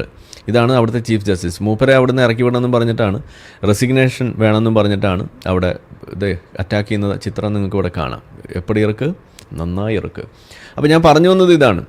നമ്മളുടെ ഈ നിയമവ്യവസ്ഥിതിയിൽ നമ്മൾ അവിശ്വാസം കടത്തി വിടാനുള്ള വഴിയായിട്ട് ഇത്തരം സംഗതികൾ വന്നു കഴിഞ്ഞാൽ അതെല്ലാവർക്കും പണി കിട്ടുന്ന സാധനമാണ്. ഇതാണ് ഉണ്ടാവുക. അപ്പോൾ തൊട്ട് മുന്നേ നമ്മൾ കണ്ടു സഞ്ജയ് സാനിയിൽ ഇവിടെ പറഞ്ഞ വിഷയം മൈലോഡ് കൾച്ചർ, അതിനെ ചോദ്യം ചെയ്യുന്നതും വിധിയിലുണ്ടാവുന്ന പ്രശ്നങ്ങൾ, അതിലെ പ്രശ്നങ്ങൾ ചൂണ്ടിക്കാണിച്ചുകൊണ്ട് കോടതിയെ ചോദ്യം ചെയ്യുന്നതും രണ്ടാണ്. അത് നമ്മൾ പറയണം. അതായത് ഒരു സ്ട്രക്ചറൽ പ്രോബ്ലം ഉണ്ടെങ്കിൽ അതിനെ നമ്മൾ കറക്റ്റ് ചെയ്യണം. അത് ഇപ്പോൾ വെക്കേഷൻ സംബന്ധിച്ചുള്ള ആരോപണങ്ങൾ ഇത് മുന്നേ വന്നിട്ടുണ്ട്. അത് വലിയ ഒരു ചർച്ചയായിട്ടുള്ളൊരു വിഷയമാണ്. ഇപ്പോൾ ഈവൻ DY ചന്ദ്രചൂഡ് ഇപ്പോൾ റിട്ടയറായി, പുള്ളി ചില കമൻസ് ഇതിനെക്കുറിച്ചൊക്കെ പലതും പുറത്തു വന്നിട്ട് ഇപ്പോൾ ആളല്ലല്ലോ, റിട്ടയർ ആയതുകൊണ്ട് പലതും പറയാം. അങ്ങനെ പറഞ്ഞു നടക്കുന്ന കാഴ്ച നിങ്ങൾ കാണുന്നുണ്ടാവും. അപ്പോൾ അതൊരു സ്ട്രക്ചറൽ ആയിട്ടുള്ള കറക്ഷൻ അത് ഏത് സിസ്റ്റത്തിനും വേണം, അത് ജുഡീഷ്യറിക്കും വേണം. അത് നമ്മൾ ഒരു തർക്കമില്ലാത്ത കാര്യമാണ്. പക്ഷേ വിധിയുടെ അടിസ്ഥാനത്തിൽ നിങ്ങൾ കോടതികളെ അവിശ്വസിക്കുന്ന ഒരു അവസ്ഥ, ഒരു പ്രവണത അതുണ്ടാക്കി വെക്കുന്നത് ശരിയല്ല എന്നാണ് ഞാൻ ഈ പറഞ്ഞതിൻ്റെ ആകത്തുക. അത് ഒന്നാമത്തെ കാര്യം. ഇനി ഇതെങ്ങനെ, ആരാണ് സംരക്ഷിക്കേണ്ട ബാധ്യത? പൗരൻ എന്ന നിലയ്ക്ക് നമുക്കിത് പറയാം, ഇതിങ്ങനെ ചെയ്യരുത് എന്നൊക്കെ നമ്മൾ പറയുന്നു, അതൊക്കെ ശരി. പക്ഷേ ഒരു കോടതിക്ക് ഒരു ബാധ്യതയുണ്ട്. കോടതി ഇതിനകത്ത് കോമ്പീറ്റൻ്റ് ആകണം എന്നുള്ളതാണ് നമ്മളും പറഞ്ഞു വെക്കുന്നത്. ഇവിടെ പലപ്പോഴും കോടതിയിലുള്ള രേഖകൾ കാണാതെയാവുന്ന അവസ്ഥ വരെ ഇവിടെ ഉണ്ടായിട്ടുണ്ട്. ഇപ്പോൾ ഈ അടുത്ത് അഭിമന്യു കേസിലാണെന്നാണ് എൻ്റെ ഓർമ്മ. ഇവിടെ എറണാകുളത്തെങ്ങാണ്ട് ഒരു പരിപാടി ഇതേപോലെ വന്നു. അവിടെ രേഖകൾ അപ്രത്യക്ഷമാവുകയാണ്. കോടതിയിൽ സൂക്ഷിച്ചിരുന്ന രേഖകൾ അപ്രത്യക്ഷമാവുന്ന അവസ്ഥ. ആരാണ് അടിച്ചുകൊണ്ട് പോകുന്നത്? CCTV ക്യാമറയോ ഇതിലൊന്നും പെടുന്നില്ല എന്നുള്ള വരുമ്പോൾ ആ കോടതിയോടുള്ള വിശ്വാസ്യത ജനങ്ങൾക്ക് എത്രത്തോളം പിന്നെ ബാക്കി ഉണ്ടാവും എന്നുള്ളത് കോടതികൾ ആലോചിക്കണം. ഇതാണ് അതിനകത്തുള്ള ഒരു പ്രശ്നം എന്ന് പറയുന്നത്. അപ്പോൾ ആ രീതിയിൽ കേസുകൾ കൈകാര്യം ചെയ്യുന്ന സമയത്ത് അതിനകത്തുള്ള ആ ഒരു തെളിവുകളുടെ അടിസ്ഥാനത്തിൽ എടുക്കുന്ന സംഗതിയിൽ കുറച്ചും കൂടി കോമ്പീറ്റൻസ് അവർ കാണിച്ചില്ല എന്നുണ്ടെങ്കിൽ അത് ഇതേപോലെ വ്യാപകമായ പരാതികളും അടിക്കടി ഉണ്ടായാൽ പ്രശ്നമാണ്. ഇപ്പോൾ ഇവിടെ ഈ ചർച്ചയിൽ RV ബാബു പറയുന്ന ഒരു വാചകം നിങ്ങൾ ശ്രദ്ധിച്ചിട്ടുണ്ടാവും. എത്ര അപകടകരമാണെന്ന് ആലോചിച്ച് നോക്കിയാൽ. അതായത് നിങ്ങൾ വരൂ, കോടതിയിലെ പ്രശ്നമൊക്കെ ഇത് ചർച്ചയാകുമെന്നാണ് പറയുന്നത്. ശരി, അത് നമ്മൾ സമ്മതിക്കും, ചർച്ച ചെയ്യരുതെന്നൊന്നും നമ്മൾ പറയുന്നില്ല. പക്ഷേ നിങ്ങൾ ഒരു സംവാദത്തിന് തയ്യാറാവുമെന്നാണ് പറയുന്നത്. എന്ന് വെച്ച് നമ്മൾ സംവാദം ചെയ്തു എന്ന് തന്നെ കൂട്ടുക. സംവാദത്തിന് വരുന്നു, അപ്പോൾ പ്രതിഭാഗം വക്കീൽ വരുന്നു, അവിടെ ഭാഗം വക്കീൽ വരുന്നു, എന്ന് വെച്ചാൽ കുട്ടിയുടെ വക്കീൽ വരുന്നു. എന്നിട്ട് അവിടെ ഒരു പൊതുവേദിയിൽ വെച്ചുകൊണ്ട് ഒരു സംവാദം നടക്കുന്നു. എന്നിട്ട് അവിടെ ആളുകൾക്ക് തോന്നുകയാണ് ഇതിൽ ഈ പറയുന്ന കാര്യത്തിൽ കുട്ടിയുടെ ഭാഗത്താണ് ശരിയെന്ന് തോന്നുന്നു. അതല്ലെങ്കിൽ ഈ പറയുന്ന ഇപ്പോൾ കോടതി വിധി ഇപ്പോൾ മറ്റേ ആൾക്കാണ് പ്രതികൂലമായിട്ട് നിൽക്കും, കുട്ടിക്ക് അനുകൂലമാണ്. എന്നാൽ ഈ സംവാദം നടത്തി കഴിഞ്ഞപ്പോൾ കുട്ടി പ്രതികൂട്ടിലാവുന്ന അവസ്ഥ വന്നു എന്ന് വിചാരിക്കുക. എന്തായിരിക്കും അവിടെ സംഭവിക്കുക? നിങ്ങൾ ആലോചിച്ച് നോക്കൂ. അതൊരു മോബ് വയലൻസിലേക്ക് പോകാനുള്ള സാധ്യതയാണ് അവിടെ വരുന്നത്. ഇത് നമ്മളുടെ അരാജകത്വം എന്ന് പറയുന്ന വിഷയത്തിലേക്കാണ് ഇത് പോവുക. ഇതാണ് നമ്മളിവിടെ കാണുക. അപ്പോൾ അത് വരാതെ നോക്കേണ്ട ബാധ്യത ഇവിടുത്തെ ജുഡീഷ്യറിക്കുണ്ട്. അത് ഇവിടുത്തെ സിസ്റ്റം സപ്പോർട്ട് ചെയ്യുന്ന ആളുകൾക്ക്, പ്രൊട്ടക്റ്റ് ചെയ്യേണ്ട ബാധ്യതയുള്ള ആളുകൾക്കുണ്ട്. ഇവിടുത്തെ നിയമമന്ത്രിമാർക്കുണ്ട്. ഇതെല്ലാം അവർ ആലോചിക്കേണ്ട കാര്യമാണ്. ഇതാണ് നമ്മൾ പറയുന്നത്. പക്ഷേ ഇവിടെ നമ്മൾ കാണുന്ന പ്രവണത എന്ന് പറയുന്നത് വളരെ തെറ്റായിട്ടുള്ള രീതിയിലേക്ക് പോകുന്നു എന്നുള്ളതാണ്. ഇതാണ് നമ്മളിവിടെ ചൂണ്ടിക്കാണിക്കാൻ ആഗ്രഹിക്കുന്നത്. ഇനി ഇതിനകത്ത് ഇവരെന്തെല്ലാം വാദം ഇപ്പോൾ ഇവിടെ TV ചാനലായാലും പുറത്ത് വന്നായാലും ഒക്കെ പറയുന്നുണ്ടെങ്കിലും ഞാൻ പറയുന്നു, ഈ വാദങ്ങളൊക്കെ തന്നെയാണ് ഉസ്താദുമാരിവിടെ പറയുന്നത്. അപ്പോൾ ഉസ്താദുമാർ പറയുമ്പോൾ നമ്മൾ അതിനെടുക്കുന്നു, തള്ളുന്നു. ഇവർ പറയുമ്പോൾ അത് എടുക്കണമെന്ന് പറഞ്ഞാൽ എങ്ങനെ ശരിയാവുക? അപ്പോൾ ആ വാദം പേഴ്സെ നമ്മളെടുത്ത് നോക്കുമ്പോൾ ആ വാദത്തിൽ എന്തെങ്കിലും ഉണ്ടോ ഇല്ലയോ എന്നുള്ളത് നോക്കിയിട്ട് നമ്മളത് ചെയ്യുന്നതിനേക്കാൾ ഉപരി ഈ വിഷയം കോടതികൾ എങ്ങനെ കൈകാര്യം ചെയ്യുന്നു എന്നത് നോക്കിയിട്ട് അതിനടിസ്ഥാനത്തിൽ കാര്യങ്ങൾ ചെയ്യുക എന്നുള്ളതാണ് നമ്മൾ വെക്കേണ്ടത്. അല്ലാന്നുണ്ടെങ്കിൽ ഈ വാദത്തിൻ്റെ അടിസ്ഥാനത്തിൽ അയാൾ എത്ര ഇൽമുള്ള ആൾ അങ്ങനെ ചെയ്യുമോ എന്ന് പറഞ്ഞിട്ട് കുട്ടികളെ പീഡിപ്പിക്കുന്ന കഥ നമ്മളിവിടെ തന്നെ പറഞ്ഞിട്ടുള്ളതാണ്. അവരതാ പറയുന്നത്, ഇൽമുള്ള ആൾ അങ്ങനെ ചെയ്യുമോ എന്നാണ് ചോദിച്ചത്. അങ്ങനെ ഉസ്താദുമാരൊന്നും ചെയ്യില്ല. ഉസ്താദ് അത് മോൾക്ക് തോന്നിയതായിരിക്കും എന്നൊക്കെ പറഞ്ഞ് കുട്ടികളെ ഇവിടെ അതിനകത്ത് പരാതിയിൽ നിന്ന് പിൻവലിപ്പിക്കുന്ന കാഴ്ചയാണ് നമ്മളിവിടെ കണ്ടുകൊണ്ടിരിക്കുന്നത്. അപ്പോൾ ഇത് നമ്മൾ ഒന്ന് അറിയാം. ഇനി ഇതിലൂടെ മറ്റൊരു സാധനം കൂടി ഇതിനകത്തൂടെ കടത്തിവിടാറുണ്ട്. അത് നിർഭയ കേസിലൊക്കെ നമ്മൾ കണ്ടതാണ്. എന്താണ് അവിടെ ഉടനെ കുട്ടിയെ നിർഭയ എന്ന് പറയുന്ന ആ ഒരു സംഗതി അവിടെ വരുമ്പോൾ, അല്ലെങ്കിൽ ഇപ്പോൾ സൗമ്യ കേസ് വരുന്നു, ഗോവിന്ദച്ചാമിയുടെ കേസ് വരുമ്പോൾ ഒക്കെ നമ്മൾ കേൾക്കുന്ന കാര്യമാണ്. ഇത് സമയം ഒരുപാട് പോകുന്നു, അയാൾ തിന്നു കൊഴുക്കുന്നു, നമുക്ക് വേണ്ടത് സൗദിയിലെ നിയമമാണ്. എന്നിട്ടൊരു ചിത്രമൊക്കെ നിങ്ങൾ കണ്ടോ, നൈജീരിയയിൽ ഇങ്ങനെ കൊന്നാൽ ബലാത്സംഗം ചെയ്തുള്ള ശിക്ഷ 5 ദിവസം, UAE 10 ദിവസം, സൗദി അറേബ്യയിൽ 15 സെക്കൻഡ്, നമുക്ക് ഇന്ത്യയിൽ 4 വർഷം അല്ലെങ്കിൽ 14 വർഷം. എന്നിട്ട് പിന്നെ അയാളുടെ ചിത്രം ഇങ്ങനെ തിന്നുകൊഴുത്ത് ഇരിക്കുന്ന സൂട്ടും കോട്ടൊക്കെ ഇട്ടിരിക്കുന്ന ചിത്രം. എന്നിട്ട് അവിടെ പറഞ്ഞു വെക്കുന്നത് ദെർഫോർ നമുക്ക് സൗദിയിലെ നിയമം വേണം എന്നാണ് ഈ പറഞ്ഞു വെക്കുന്നത്. ഞാൻ അപ്പോഴും പറയാറുണ്ട്, സൗദിയിലെ നിയമം ആ സൗദിയിലെ നിയമമായി നിൽക്കുന്നത് എന്തുകൊണ്ടാണ്? അതൊരു പാക്കേജ് ആയതുകൊണ്ടാണ്. ആ പാക്കേജ് മൊത്തം ഇറക്കി കഴിഞ്ഞാൽ അതിനകത്തുള്ള ബാക്കിയുള്ള സാധനം കൂടി എടുക്കേണ്ടി വരും. ഒന്നാമത്തെ കാര്യം അത്. പിന്നെ ഈ പറയുന്ന രീതിയിൽ ഒരു വധശിക്ഷ എന്ന് പറയുന്ന രീതിയിലേക്ക് ഈ റേപ്പ് ഒരു പണിഷ്മെൻ്റ് ആയിട്ട് അവിടെ വരുന്നത്, അത് ശരിക്കും പറഞ്ഞു കഴിഞ്ഞാൽ അത് ആ വിക്ടിമിനോടും കൂടി കാണിക്കുന്ന ഒരു പ്രശ്നമായിട്ടാണ് അത് വരിക. കാരണം എന്താണ്, ഒരു ഓണർ കില്ലിങ്ങും ആ ഓണറിനെ വൂണ്ട് ചെയ്യുന്നു എന്നുള്ള രീതിയിലേക്ക് അത് കൂടുതൽ ചാർത്തപ്പെടുന്ന ഒരു ആരോപണം ചാർത്തപ്പെടുന്ന ഒരു അവസ്ഥയിലേക്ക് വരികയും അത് ആ സ്ത്രീകൾ അതിനകത്ത് അഫക്റ്റഡ് ആവുന്ന ആളുകൾക്ക് റിക്കവർ ചെയ്യാനുള്ള ചാൻസ് പോലും വളരെ ദുഷ്കരമാക്കുക, അല്ലെങ്കിൽ അത് കുഴപ്പത്തിൽ കൊണ്ടെത്തിക്കുന്ന ഒരു അവസ്ഥയും കൂടി ഇതിനുണ്ട്. അതുകൊണ്ട് തന്നെയാണ് പല വികസിത രാജ്യങ്ങളിലും ഇത്തരം കാര്യങ്ങൾ പഠിച്ചും മനസ്സിലാക്കി അവർ ഈ ഡെത്ത് പെനൽറ്റി ഇത്തരം കേസുകളിൽ ഒഴിവാക്കണം എന്നൊക്കെ പറയുന്നുണ്ട്. കാരണം അങ്ങനെ അപ്പോൾ അതിൻ്റേതായിട്ടുള്ള ശാസ്ത്രീയമായ കാരണങ്ങൾ പറഞ്ഞുകൊണ്ടാണ് ചെയ്യുന്നത്. കാരണം ഇതിലൊരു റിഹാബിലിറ്റേഷൻ എന്ന് പറയുന്ന ഒരു സംഗതിയുണ്ട്. ഈ ഇരകളുടെ റിഹാബിലിറ്റേഷൻ കൂടി ഇതിനകത്ത് വലിയൊരു പ്രധാന ഘടകമാണ്. പക്ഷേ പലപ്പോഴും അതുപോലും തടസ്സാവുന്ന രീതിയിലേക്ക് വരുന്നത്. പിന്നെ ഇതിനകത്ത് മറ്റു പല കാര്യങ്ങൾ നമ്മളെപ്പോഴും പറയാറുള്ളതുകൊണ്ട് ഞാൻ അതിലേക്ക് പോകുന്നില്ല. പല കാരണങ്ങൾ കൊണ്ടാണ് അത് ചെയ്യരുത് എന്ന് പറയുന്നത്.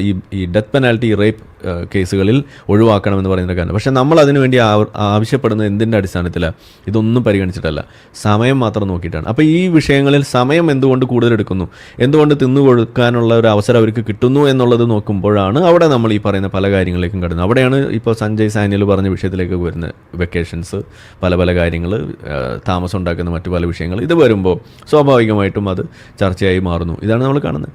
അപ്പോൾ നമ്മൾ പറയുന്നത് ഇങ്ങനെ നിങ്ങൾക്ക് വളരെ പ്രാകൃതമായ നിയമങ്ങൾ പോലും ഇന്ത്യയിലേക്ക് വേണമെന്ന് പറയാനുള്ള അവസരമായിട്ട് പോലും ഇത് മാറുന്നത് ശരിയായ രീതിയല്ല, നടപടിയല്ല എന്നുള്ളത് തന്നെയാണ് നമുക്ക് പറയാനുള്ളത്. അപ്പോൾ അത് നമ്മൾ തിരിച്ചറിയുക, അത് കരുതിയിരിക്കുക.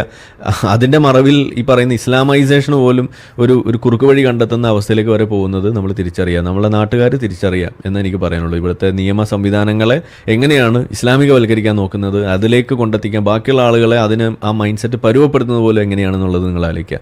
അതാണ് ശരി, അതാണ് ക്യുക്ക്, അതാണ് ഈസി ഫിക്സ്, അതാണ് ക്യുക്ക് ഫിക്സ് എന്നുള്ള രീതിയിലേക്ക് കൊണ്ടെത്തിച്ചിട്ട് ദെർഫോർ അത് ശരിയാണ്, അപ്പോൾ ബാക്കിയുള്ള അത് മാത്രമല്ലേ പ്രശ്നമുള്ളത്, ബാക്കി നമുക്ക് എടുക്കാമല്ലോ എന്ന രീതിയിലേക്ക് കൊണ്ടുവത്തിക്കുന്ന ഒരു രീതി വരുമ്പോൾ അവിടെ അതിനകത്ത് പരിഗണിക്കപ്പെടാതെ പോകുന്നതും അതിൻ്റെ ബാക്കി കാടത്തും എല്ലാം തന്നെ വൈറ്റ് വാഷ് ചെയ്യപ്പെടുന്നു എന്നതാണ് അതിനകത്ത് കാണുന്നത്. അപ്പോൾ അത് ഒരു കാര്യം. ഇനി ഇതേ നിയമമുള്ള സൗദിയിൽ എത്ര റേപ്പ് റിപ്പോർട്ട് ചെയ്യപ്പെടുന്നുണ്ടെന്നുള്ളതാണ് നമ്മൾ അന്വേഷിക്കേണ്ടത്. അതാണല്ലോ ഇതിൽ മറ്റൊരു കാര്യം. അവിടെ റേപ്പ് തെളിയിക്കുക എന്ന് പറയുന്നത് വലിയൊരു കടമ്പയാണ്. അപ്പോൾ ഒരു സ്ത്രീ വന്ന് റേപ്പ് തെളിയിക്കണം, ഇങ്ങനെ ഒരു വിക്ടിം എന്ന് വന്ന് പറയുകയാണ് ഞാൻ റേപ്പ് ചെയ്യപ്പെട്ടു എന്ന് പറയുമ്പോൾ ആ സ്ത്രീ ഹിജാബുധാരി അല്ലാന്നുണ്ടെങ്കിൽ പണിഷ്മെൻറ്റ് ഈ പറയുന്ന പെണ്ണിനും കൂടി കിട്ടുന്ന അവസ്ഥയാണ് സത്യത്തിൽ ഈ അറബ് രാഷ്ട്രങ്ങളിലുള്ളത്. എന്തുകൊണ്ടാണ്? കാരണം നീ ടെംപ്റ്റ് ചെയ്തുകൊണ്ടാണ് നീ റേപ്പ് ചെയ്യപ്പെട്ടത് എന്നാണ് അവിടുത്തെ ആദ്യത്തെ പണിഷ്മെൻറ്റ് വരിക. ഇതാണ് അവിടുത്തെ പ്രശ്നം. ഇനി ഇതിന് സാക്ഷികൾ 4 സാക്ഷികളായിട്ട് വേണം, 4 പേരെ നോക്കി നിൽക്കുക ആരായിരിക്കും റേപ്പ് ചെയ്യുക എന്നുള്ളത് നിങ്ങൾ തന്നെ ആലോചിക്കുക. അതില്ലാന്നുണ്ടെങ്കിൽ, അത് തെളിയിക്കാൻ പറ്റില്ല എന്നുണ്ടെങ്കിൽ പരാതി കൊടുത്ത ആൾ അവിടെ ശിക്ഷിക്കും. ഇതാണ് ഉണ്ടാവും. ഇവിടെ വെറുതെ വിടുകയുള്ളൂ, അല്ലെങ്കിൽ അവിടെ കേസ് ഡിസോൾവ് ചെയ്ത് ഡിസ്മിസ് ചെയ്യാന്നൊക്കെ നമ്മൾ പറയുള്ളൂ. പക്ഷേ അവിടെ കേസ് കൊടുത്ത ആളെ ശിക്ഷിക്കുന്ന അവസ്ഥയിലേക്കാണ്. അപ്പോൾ എത്ര പേര് കേസ് കൊടുക്കും? പിന്നെ ഇനി അഥവാ അതിനകത്ത് വന്നു, ശിക്ഷ നടന്നു, ഒക്കെ ശരി, ആ സ്ത്രീ ആ ജീവിതകാലം മുഴുവൻ പേറിക്കൊണ്ട് നടക്കുന്ന ഒരു സ്റ്റിഗ്മ ഉണ്ട് ഇതിനകത്ത്. ഒരു ഓണർ, വൂണ്ടഡ് ആയിട്ടുള്ള ഒരു ഓണറും കൊണ്ട് നടക്കുന്ന ഒരവസ്ഥ. അതുകൊണ്ട് തന്നെ പലപ്പോഴും ഇങ്ങനെയുള്ള കുട്ടികളെ, സ്ത്രീകളെ അവിടെ ഓണർ കില്ലിങ്ങിന് പോലും വിധേയരാക്കുന്ന അവസ്ഥ വരെ വരുന്നത് ഈ പറയുന്ന രീതിയിലാണ്. അപ്പോൾ ഓണർ കില്ലിങ്ങിന് ഇൻഡിറക്റ്റ് ആയിട്ടൊരു പ്രോത്സാഹനമായിട്ട്, അല്ലെങ്കിൽ ഒരു വഴിയായിട്ട്, അല്ലെങ്കിൽ അതിനൊരു സിഗ്നലായിട്ട് ഈ തരത്തിലുള്ള പണിഷ്മെൻറ്റ് പോലും വരുമ്പോൾ ഇതെല്ലാം ഇവിടെ പറയാണ് ഒരു വലിയ വിഷയമായിട്ട് പറയണം. ഇനി സ്വന്തം ഫാമിലിയിൽ നിന്ന് ഇതുപോലെ റേപ്പ് ഉണ്ടാകുന്ന അവസ്ഥ ഉണ്ടായി കഴിയുമ്പോൾ അവിടെ പോലും ആ പരാതി പോലും പുറത്തേക്ക് വരാത്ത അവസ്ഥ പോലും ഉണ്ടാവുന്നു. ഇതെല്ലാമാണ്. അപ്പോൾ നിങ്ങൾ നോക്കുമ്പോൾ സൗദിയിൽ ഇത്ര ശക്തമായ നിയമം ഉള്ളതുകൊണ്ടാണ് അവിടെ റേപ്പ് ഇല്ലാത്തത് എന്ന ഒരു തെറ്റിദ്ധാരണയാണ് നിങ്ങൾക്ക് ഈ പറയുന്ന വിശ്വാസികൾ അല്ലെങ്കിൽ ഇതിൻ്റെ പ്രായോജകരായിട്ടുള്ള ആളുകൾ നിങ്ങളുടെ മുന്നിൽ അവതരിപ്പിക്കുക. അതല്ല അവിടുത്തെ വസ്തുത. ഈ നിയമം ഇങ്ങനെ ആയതുകൊണ്ട്, ഇത് തെളിയിക്കാൻ ബുദ്ധിമുട്ടായതുകൊണ്ട്, ഇത് ഉന്നയിക്കുന്ന ആൾ പോലും ചിലപ്പോൾ ശിക്ഷിക്കപ്പെടാം എന്ന അവസ്ഥ ഉള്ളതുകൊണ്ട് ഇതൊരു ഓണർ വൂണ്ടായിട്ട് മാറുന്നു എന്നതിൻ്റെയൊക്കെ പേരിൽ ഈ വിക്ടിംസ് സത്യത്തിൽ ഈ പറയുന്ന പരാതിയുമായിട്ട് പോലും മുന്നോട്ട് വരുന്നില്ല എന്നുള്ളതാണ് സൗദിയിലെ അവസ്ഥ. അവിടെയാണ് നമ്മളുടെ നാട്ടിലെ നിയമത്തിൻ്റെ പ്രത്യേകതയും അതിൻ്റെ ബ്യൂട്ടിയും നമ്മൾ മനസ്സിലാക്കേണ്ടത്. അവിടെ കൂടുതൽ ആളുകൾക്ക് ആ വിക്ടിംസിനുള്ള എംപവർമെൻ്റാണ് ഇവിടെ വരുന്നത്. ഇന്ത്യ തന്നെ എടുത്തു നോക്കുകയാണെന്നുണ്ടെങ്കിൽ ഇത്രമാത്രം കാര്യങ്ങൾ നിയമത്തിൻ്റെ വഴിയിലേക്ക് നീങ്ങുന്ന ഒരു പ്രവണതയുള്ളൊരു പ്രധാനപ്പെട്ട ഒരു മേഖല, അതിൽ മുന്നിൽ നിൽക്കുന്ന സംസ്ഥാനമാണ് കേരളം എന്ന് പറയുന്നത്. അപ്പോൾ അവിടെ ആ ഒരു നിയമത്തിലുള്ള വിശ്വാസ്യത എത്രത്തോളം ഉണ്ട് അത് നമ്മൾ ആലോചിക്കുക. ആ വിശ്വാസ്യതയെ തകർക്കുന്ന അവസ്ഥയിലേക്കാണ് ഈ പറയുന്ന വിഷയം, ഇപ്പോൾ പാലത്തായി വിഷയം കൊണ്ടെത്തിക്കുന്നത്. അതാണ് ഇതിലെ മറ്റൊരു പ്രധാനപ്പെട്ട ഘടകം. അതായത് പൊളിറ്റിക്കൽ ടൂളായിട്ട് ഈ നിയമങ്ങൾ ഉപയോഗിക്കുക. കുറേ കാലം ഇത് പീഡന കേസായിരുന്നു, സ്ത്രീ പീഡന കേസ് നമ്മൾ കേട്ടിട്ടുണ്ടാവും. മുന്നേയൊക്കെ സ്ഥിരം പരിപാടിയാണ്, സ്ത്രീ പീഡന കേസ് കൊടുക്കുക, ഒതുക്കുക, അവസാനം കേസിൽ നിന്ന് വെറുതെ വിടുന്നു. ഇതിപ്പോൾ പോയി ഇന്നിപ്പോൾ കോടതി തന്നെ പറയാണ് ഈ വിവാഹ വാഗ്ദാനം നൽകി പീഡിപ്പിക്കുക എന്ന് പറയുന്ന സാധനം നിലനിൽക്കില്ല എന്ന് പറയുന്ന അവസ്ഥയിലേക്ക് വന്നപ്പോൾ അതിൻ്റെ കാറ്റ് പോയി. അപ്പോൾ ജെന്യുവൻ ആയിട്ടുള്ള കേസാണെങ്കിൽ മാത്രമേ പരിഗണിക്കുകയുള്ളൂ എന്ന അവസ്ഥയിലേക്ക് വരുന്നു. ഇനി അടുത്തത് അതിലേക്ക് എത്താൻ പോകുന്ന ഈ പോക്സോ നിയമമാണ്, അതിൻ്റെ പേരിലുള്ള കാര്യമാണ്. അപ്പോൾ ഇവിടെ എന്താ പ്രശ്നം? ഇതിൽ ഒരു യഥാർത്ഥത്തിൽ ഒരു ജെന്യുവൻ ആയിട്ടുള്ളൊരു കേസ്, ഒരു കുട്ടിക്ക് അങ്ങനെ ഒരു അനുഭവം ഉണ്ടായാൽ, ഒരു പ്രശ്നം ഉണ്ടായാൽ, അതുപോലും ഇവിടെ കോടതിയിലെത്തുമ്പോൾ ഇത് കള്ളക്കേസാണ് എന്ന് പറഞ്ഞ് നിൽക്കാനുള്ള അവസ്ഥയിലേക്കാണ് ഇവിടെ കൊണ്ടുവരുന്നത്. ഇത് ആർക്കാണ് ഏറ്റവും കൂടുതൽ ഗുണകരാവുക? യഥാർത്ഥത്തിലുള്ള കുറ്റവാളികൾക്കാണ്. അവിടെ മിക്കവാറും അതിൻ്റെ ഗുണഭോക്താക്കൾ ഇവിടുത്തെ ഉസ്താദുമാർ തന്നെയാണ്. കാരണം നമ്മൾ ഈ പരിപാടി ചെയ്യുമ്പോൾ 2022 ജാനുവരി മുതൽ ഡിസംബർ വരെ ഓരോ മാസത്തെ മദ്രസ പീഡന കണക്ക് നമ്മളിവിടെ വെച്ച് ചെയ്യുമ്പോൾ ഓരോ മാസവും 4, 5, 6 കേസുകളാണ്. റമദാൻ മാസത്തിൽ പൂജ്യമായിരുന്നു. പക്ഷേ റമദാൻ റമദാൻ അങ്ങ് കഴിഞ്ഞപ്പോൾ അത് പീക്ക് ചെയ്തു. കാരണം 8ഉം 10ഉം ആയി. കാരണം മദ്രസ 2 മാസം ഉണ്ടായിരുന്നില്ല, ഒന്നര മാസം ഉണ്ടായില്ല. അതുകൊണ്ട് അന്ന് ആ മാസം മാത്രം ഒരു ചെറിയ അടവ്, കട മുടക്കം. അത് കഴിഞ്ഞപ്പോൾ വീണ്ടും തുടങ്ങി വെളിച്ചെണ്ണ പരിപാടി. ഇതാണ് നമ്മളുടെ കണക്കുള്ളത്. ഇത് ഞാനിത് ഇവിടെ ഒരു പത്രസമ്മേളനം വിളിച്ചിട്ട് അത് ഇവിടെ സംസാരിക്കാൻ വേണ്ടി നോക്കുമ്പോൾ ജനം TV പോലും അത് റിപ്പോർട്ട് ചെയ്തിട്ടില്ല. അതാണ് ഞാൻ പറയാം.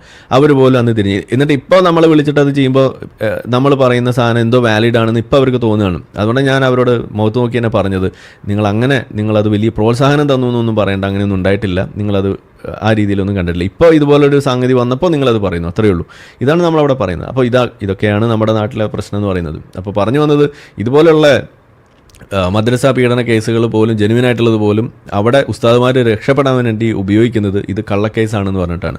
അപ്പോൾ ഇത് ഇങ്ങനെയുള്ള ഒരു കേസ് ഒരു കള്ളക്കേസാണെന്ന് വന്നാൽ ഇത് കൂടുതൽ ബലപ്പെടുകയാണ് ചെയ്യുക. എങ്ങനെയാണോ ഈ സ്ത്രീ പീഡന കേസ് ഇന്നിപ്പോൾ ഒരു ജെനുവിനായിട്ടുള്ള ആളുകൾക്ക് പോലും ഇത് എടുത്ത് ഉപയോഗിക്കാൻ പറ്റാത്തൊരവസ്ഥയായിട്ട് മാറുന്നത് എന്നതുപോലെ ഈ പോക്സോ കേസും ആ രീതിയിലേക്ക് തള്ളി വിടപ്പെടുന്നൊരവസ്ഥയാണ് ഇവിടെ സംഭവിക്കാൻ പോകുന്നത്. അതാണ് സംജാതമാകാൻ പോകുന്നത്. ഇത് ഒരു സത്യത്തിൽ അതിലൊക്കെ അകപ്പെടുന്ന ഇരകളോട് ചെയ്യുന്ന ഒരു അനീതിയായിട്ടാണ് നമുക്കത് കാണാൻ കഴിയുക. എന്ന് വെച്ചാൽ അവർക്ക് നിഷേധിക്കപ്പെടുന്ന ഒരു നീതിയായിട്ട് അത് മാറും ഒരു കാലം കഴിയുമ്പോൾ. അതാണ് സംഭവിക്കുക. അപ്പോൾ നമ്മൾ പറയുന്നത് ഇതിനകത്തൊക്കെ കാണുമ്പോൾ നമുക്ക് വലിയ വിഷമമൊക്കെ ഉണ്ട്. ഇതൊക്കെ ഈ രീതിയിലൊക്കെ പോകുന്ന കാണുമ്പോൾ ഒരു വിഷമമൊക്കെ ഉണ്ട്. പക്ഷേ പറയാതെ നിവൃത്തിയില്ലല്ലോ. ഇതാണ് ഇതിൻ്റെ അവസ്ഥ. അപ്പോൾ അതുകൊണ്ട് നമ്മൾ പറയുന്നു, ഇതിൽ നിങ്ങൾക്ക് ഇഷ്ടപ്പെട്ടാലും ഇഷ്ടപ്പെട്ടില്ലെങ്കിൽ കോടതി വിധികളെ മാനിക്കുക, എന്നിട്ട് അടുത്ത വഴിയിലേക്ക് പോവുക. അപ്പീൽ കൊടുക്കേണ്ടതാണ് അപ്പീൽ പോവുക, അവിടെ വാദിച്ചത് ജയിക്കുക. അതിനാണ് ഇവിടുത്തെ സംവിധാനങ്ങൾ, നിയമ സംവിധാനങ്ങൾ. അത് ഉപയോഗിക്കുക. അതിൽ വിശ്വാസ്യത തകർക്കുന്ന രീതിയിലുള്ള നിലപാടുകൾ നമ്മൾ മുന്നോട്ട് വെക്കാതിരിക്കുക. ഇപ്പോൾ നമ്മൾ തൊലിക്കേസിൽ തോറ്റപ്പോഴും നമ്മൾ കോടതിയെ തള്ളി പറഞ്ഞിട്ടില്ല. അത് ആ സമയത്തിൻ്റെ പ്രശ്നം. അതുപോലെ തന്നെ ആ ഒരു വിധിയിൽ അതുപോലെ ഇടപെടാനുള്ളൊരു സാഹചര്യം ഈ കോടതികൾക്കില്ല. അവർക്ക് പോലും ഇതൊരു വലിയ ഒരു കോൺട്രവേഴ്ഷ്യൽ ആയിട്ടുള്ളൊരു ഇഷ്യൂ, അങ്ങനെ കോൺട്രവേഴ്സീസ് ഉണ്ടാക്കാനുള്ള താല്പര്യമില്ലായ്മ, ഇതൊക്കെയാണ് അവരുടെയും പ്രശ്നമായിട്ട് മാറുന്നത്. അല്ലെങ്കിൽ അതൊക്കെ വന്നേനെ. ഇതുപോലെ മറ്റു പല കേസുകളുണ്ട്. ഖുർആനിലെ ചില ആയത്തുകൾ, ഖുർആൻ പെറ്റീഷൻ എന്നൊക്കെ പറഞ്ഞിട്ട് പണ്ടുണ്ടായിട്ടുള്ള ചില കേസുണ്ട്. അത് ആദ്യം കോടതി എടുക്കുകയാണ്, എന്നിട്ട് പിന്നെ നോക്കുമ്പോൾ അത് വലിയ പ്രശ്നമാകുന്നു. അപ്പോൾ കോടതി അത് അവിടെ കോൾഡ് സ്റ്റോറേജിലേക്ക് വെച്ചു. ഇപ്പം നമ്മൾ ഹോമിയോ മരുന്നിനെതിരെ ഒരു കേസ് കൊടുത്തിട്ടുണ്ട്. അത് ഇതേപോലെ അവിടെ കോൾഡ് സ്റ്റോറേജിലാണ്. എന്താ കാരണം? അത് വന്നപ്പോൾ അത് പുറത്ത് വന്ന് അത് ആയുഷ് ഡിപ്പാർട്ട്മെൻറ്റിനെ മൊത്തത്തിൽ ബാധിക്കുന്ന സാധനമാണ്. അത് അവിടെ കോൾഡ് സ്റ്റോറേജിലേക്ക് മാറി അവിടെ ഇരിക്കുകയാണ്. നമ്മൾ 5-6 ലക്ഷം രൂപ 10 ലക്ഷം രൂപയുടെ അടുത്ത് ചിലവഴിച്ച് സുപ്രീം കോടതിയിൽ പോയ കേസാണ്. പക്ഷേ അത് അവിടെ കോൾഡ് സ്റ്റോറേജിൽ ഇരിക്കുകയാണ്. എന്താ കാരണം? അത് ഇന്ത്യയിലെ ഇന്നത്തെ ഈ BJP മിനിസ്ട്രിയുടെ താഴെയുള്ള ഈ ആയുഷ് ഡിപ്പാർട്ട്മെൻറ്റിന് മൊത്തത്തിൽ അവിടെ കുഴിച്ചുമൂടാൻ പാകത്തിനുള്ള ഒരു വിധിയായിട്ട് അത് മാറും. അതാണ് ഉണ്ടാവുക. കാരണം എന്താണ്? നമ്മൾ ചോദിച്ചത് ഇത് കൊടുക്കാനുള്ള തെളിവ്, ആഴ്സനിക മാലിന്യം കൊടുക്കാനുള്ള തെളിവ്, അതിൻ്റെ സേഫ്റ്റി റെക്കോർഡ്സ് എടുക്കൂ എന്നേ നമ്മൾ ചോദിച്ചിട്ടുള്ളൂ. അതില്ലാതെയാണ് ഇത് കൊടുത്തതെന്ന് പറഞ്ഞപ്പോൾ കോടതി ഉത്തരവിട്ടു, അത് കൊണ്ടുവരാൻ പറഞ്ഞു. അവർ ഒഴിഞ്ഞൊഴിഞ്ഞ് മാറി. ഇന്ന് അവർ അത് പറഞ്ഞ് നീട്ടി വെച്ചുകൊണ്ടിരിക്കുകയാണ്. ഇതാണ് അവിടെ ഇരിക്കുന്നത്. അപ്പോൾ ഈ തരത്തിലാണ് കാര്യങ്ങൾ പോയിക്കൊണ്ടിരിക്കുന്നത്. അപ്പോൾ നമ്മൾ പറയുന്നത്, ഇങ്ങനെ ഒരു അവിശ്വാസ്യത ഡെവലപ്പ് ചെയ്യുന്ന വഴികളായിട്ട് ഇത് മാറിയാൽ അത് വലിയ അരാജകത്വത്തിലേക്കാണ് പോവുക. അത് വരാതെ നോക്കേണ്ട ബാധ്യത നമുക്കുണ്ട്. നിയമവാഴ്ചയിൽ നമ്മൾ വിശ്വസിച്ച് മുന്നോട്ട് പോകുക എന്നുള്ളത് തന്നെയാണ് നമ്മുടെ മുന്നിലുള്ള പോംവഴി. പക്ഷേ അതിലേക്ക് ഇന്നിപ്പോൾ രാഷ്ട്രീയ ആയുധമായിട്ട് ഇതുപോലുള്ള നിയമത്തിൻ്റെ പോരാട്ടങ്ങളെ കൊണ്ട് എത്തിക്കുമ്പോൾ അതിൽ ഹിന്ദുത്വ വിഭാഗമായാലും ശരി, ഈ SDPI മുസ്ലിം ലീഗ് ആയാലും ശരി, അത് നിങ്ങൾ കൊണ്ടെത്തിച്ച് കഴിയുമ്പോൾ അത് നിങ്ങൾക്ക് പരസ്പരം പഴിചാരിയിട്ട് രക്ഷപ്പെടാൻ പറ്റുന്ന ഒരു സംഗതി ആയിരിക്കില്ല. കാരണം അത് പാകിസ്ഥാനിലെ നമ്മളൊക്കെ പറഞ്ഞ മാതിരി ചീഫ് ജസ്റ്റിസ് അവിടെ ഇരിക്കുമ്പോൾ വിധി പറഞ്ഞുകൊണ്ടിരിക്കുമ്പോൾ മര്യാദയ്ക്ക് വിധി പറയടാ എന്ന് പറഞ്ഞിട്ട് അവിടേക്ക് ഇടിച്ച് കയറിയും. ഇപ്പം 4-ാം തീയതി അവിടെ ബ്ലാസ്റ്റ് ഉണ്ടായെന്നാണ് പറയുന്നത്. ഈ രീതിയിലേക്ക് കാര്യങ്ങൾ കൊണ്ടെത്തിക്കും എന്ന് വരുന്നിടത്ത് നമുക്ക് എന്ത് ചെയ്യാൻ പറ്റും? ഇതാണ് നമ്മൾ ചോദിക്കുന്നത്. അപ്പോൾ തൽക്കാലം നമ്മൾ അതിൻ്റെ ഒരു ബുദ്ധിമുട്ട് മനസ്സിലാക്കിയിട്ട്, അതിൻ്റെ ആ ഒരു ഭവിഷ്യത്ത് മനസ്സിലാക്കിയിട്ട് നിലകൊള്ളണം എന്നാണ് എനിക്ക് പറയാനുള്ളൊരു കാര്യം. അപ്പോൾ എന്തായാലും കഫറ്റീരിയയിലാണ് കേട്ടോ പൊട്ടിയിരിക്കുന്നത് 4-ാം തീയതി. അത് ഏതായാലും സ്റ്റോമിംഗ് അല്ല, അത് 4-ാം തീയതി പുതിയ വാർത്തയാണ്. ഏതായാലും ഞാനിവിടെ കാണിച്ച വാർത്ത എന്ന് പറയുന്നത് ഓഗസ്റ്റ് 20-നുള്ളതാണ്. അത് അഹമ്മദിയ മുസ്ലിം അവർക്കെതിരെയുള്ള ഒരു വിധി പറയുന്നതുമായി ബന്ധപ്പെട്ടാണ്. അവർക്കത് അനുകൂലമായി എന്നതിൻ്റെ പേരിലാണ്. അങ്ങനെ പലതും പോലീസ് സ്റ്റേഷനിൽ കൊണ്ടുപോകുമ്പോൾ പോലീസ് സ്റ്റേഷൻ കത്തിക്കുക, ഇതൊക്കെയാണ് ചെയ്യുന്നത്. നമ്മുടെ നാട്ടിൽ ഇതുവരെ വന്നിട്ടില്ല. പക്ഷേ നമ്മൾ ജെൻസി പ്രൊട്ടസ്റ്റ് എന്നൊക്കെ പറഞ്ഞ് നേപ്പാളിലൊക്കെ കാണുന്ന തരം സാധനങ്ങളൊക്കെ വരുന്നത് ഈ വഴിയിലൂടെയാണെന്നാണ് ഈ പറയുന്നത്. സൂക്ഷിക്കുക എന്നാണ് നമുക്കതിൽ പറയാനുള്ളത്. So beware. അപ്പോൾ ഇത്രയും പറഞ്ഞുകൊണ്ട് തൽക്കാലം ഞാനിവിടെ നിർത്തുന്നു. നമ്മളെ വീഡിയോ കണ്ടുകൊണ്ടിരിക്കുന്ന ആളുകൾ ചാനൽ സബ്സ്ക്രൈബ് ചെയ്തിട്ടില്ല എന്നുണ്ടെങ്കിൽ അത് ചെയ്ത് നമ്മളെ സപ്പോർട്ട് ചെയ്യുക. മറ്റു രീതിയിൽ സപ്പോർട്ട് ചെയ്യാൻ ആഗ്രഹിക്കുന്ന ആളുകൾക്ക് അതിൻ്റെ ഡീറ്റെയിൽസ് ഡിസ്ക്രിപ്ഷനിലുണ്ട്. നിങ്ങളുടെ ഓരോ ലൈക്കും ഷെയറും അതുപോലെ കമൻ്റ് ഇടുന്നതും ഇതിൽ ഈ വീഡിയോ അതിൻ്റെ താഴെ വരുന്ന കമൻറ്റുകൾക്ക് നിങ്ങൾ പ്രതികരിക്കുന്നതെല്ലാം തന്നെ വീഡിയോയുടെ റീച്ച് കൂടുന്നതിന് വലിയ തോതിൽ ഉപകാരപ്പെടുന്ന സംഗതിയാണ്. അപ്പോൾ അതുകൊണ്ട് അതിൽ നിങ്ങൾ ഏർപ്പെടണം എന്നും കൂടി ഞാൻ അഭ്യർത്ഥിക്കുകയാണ്. മറ്റുള്ള രീതിയിലുള്ള സപ്പോർട്ട് തുടർന്നും നിങ്ങളുടെ ഭാഗത്തുനിന്നുണ്ടാവും എന്ന് പ്രതീക്ഷിക്കുന്നു.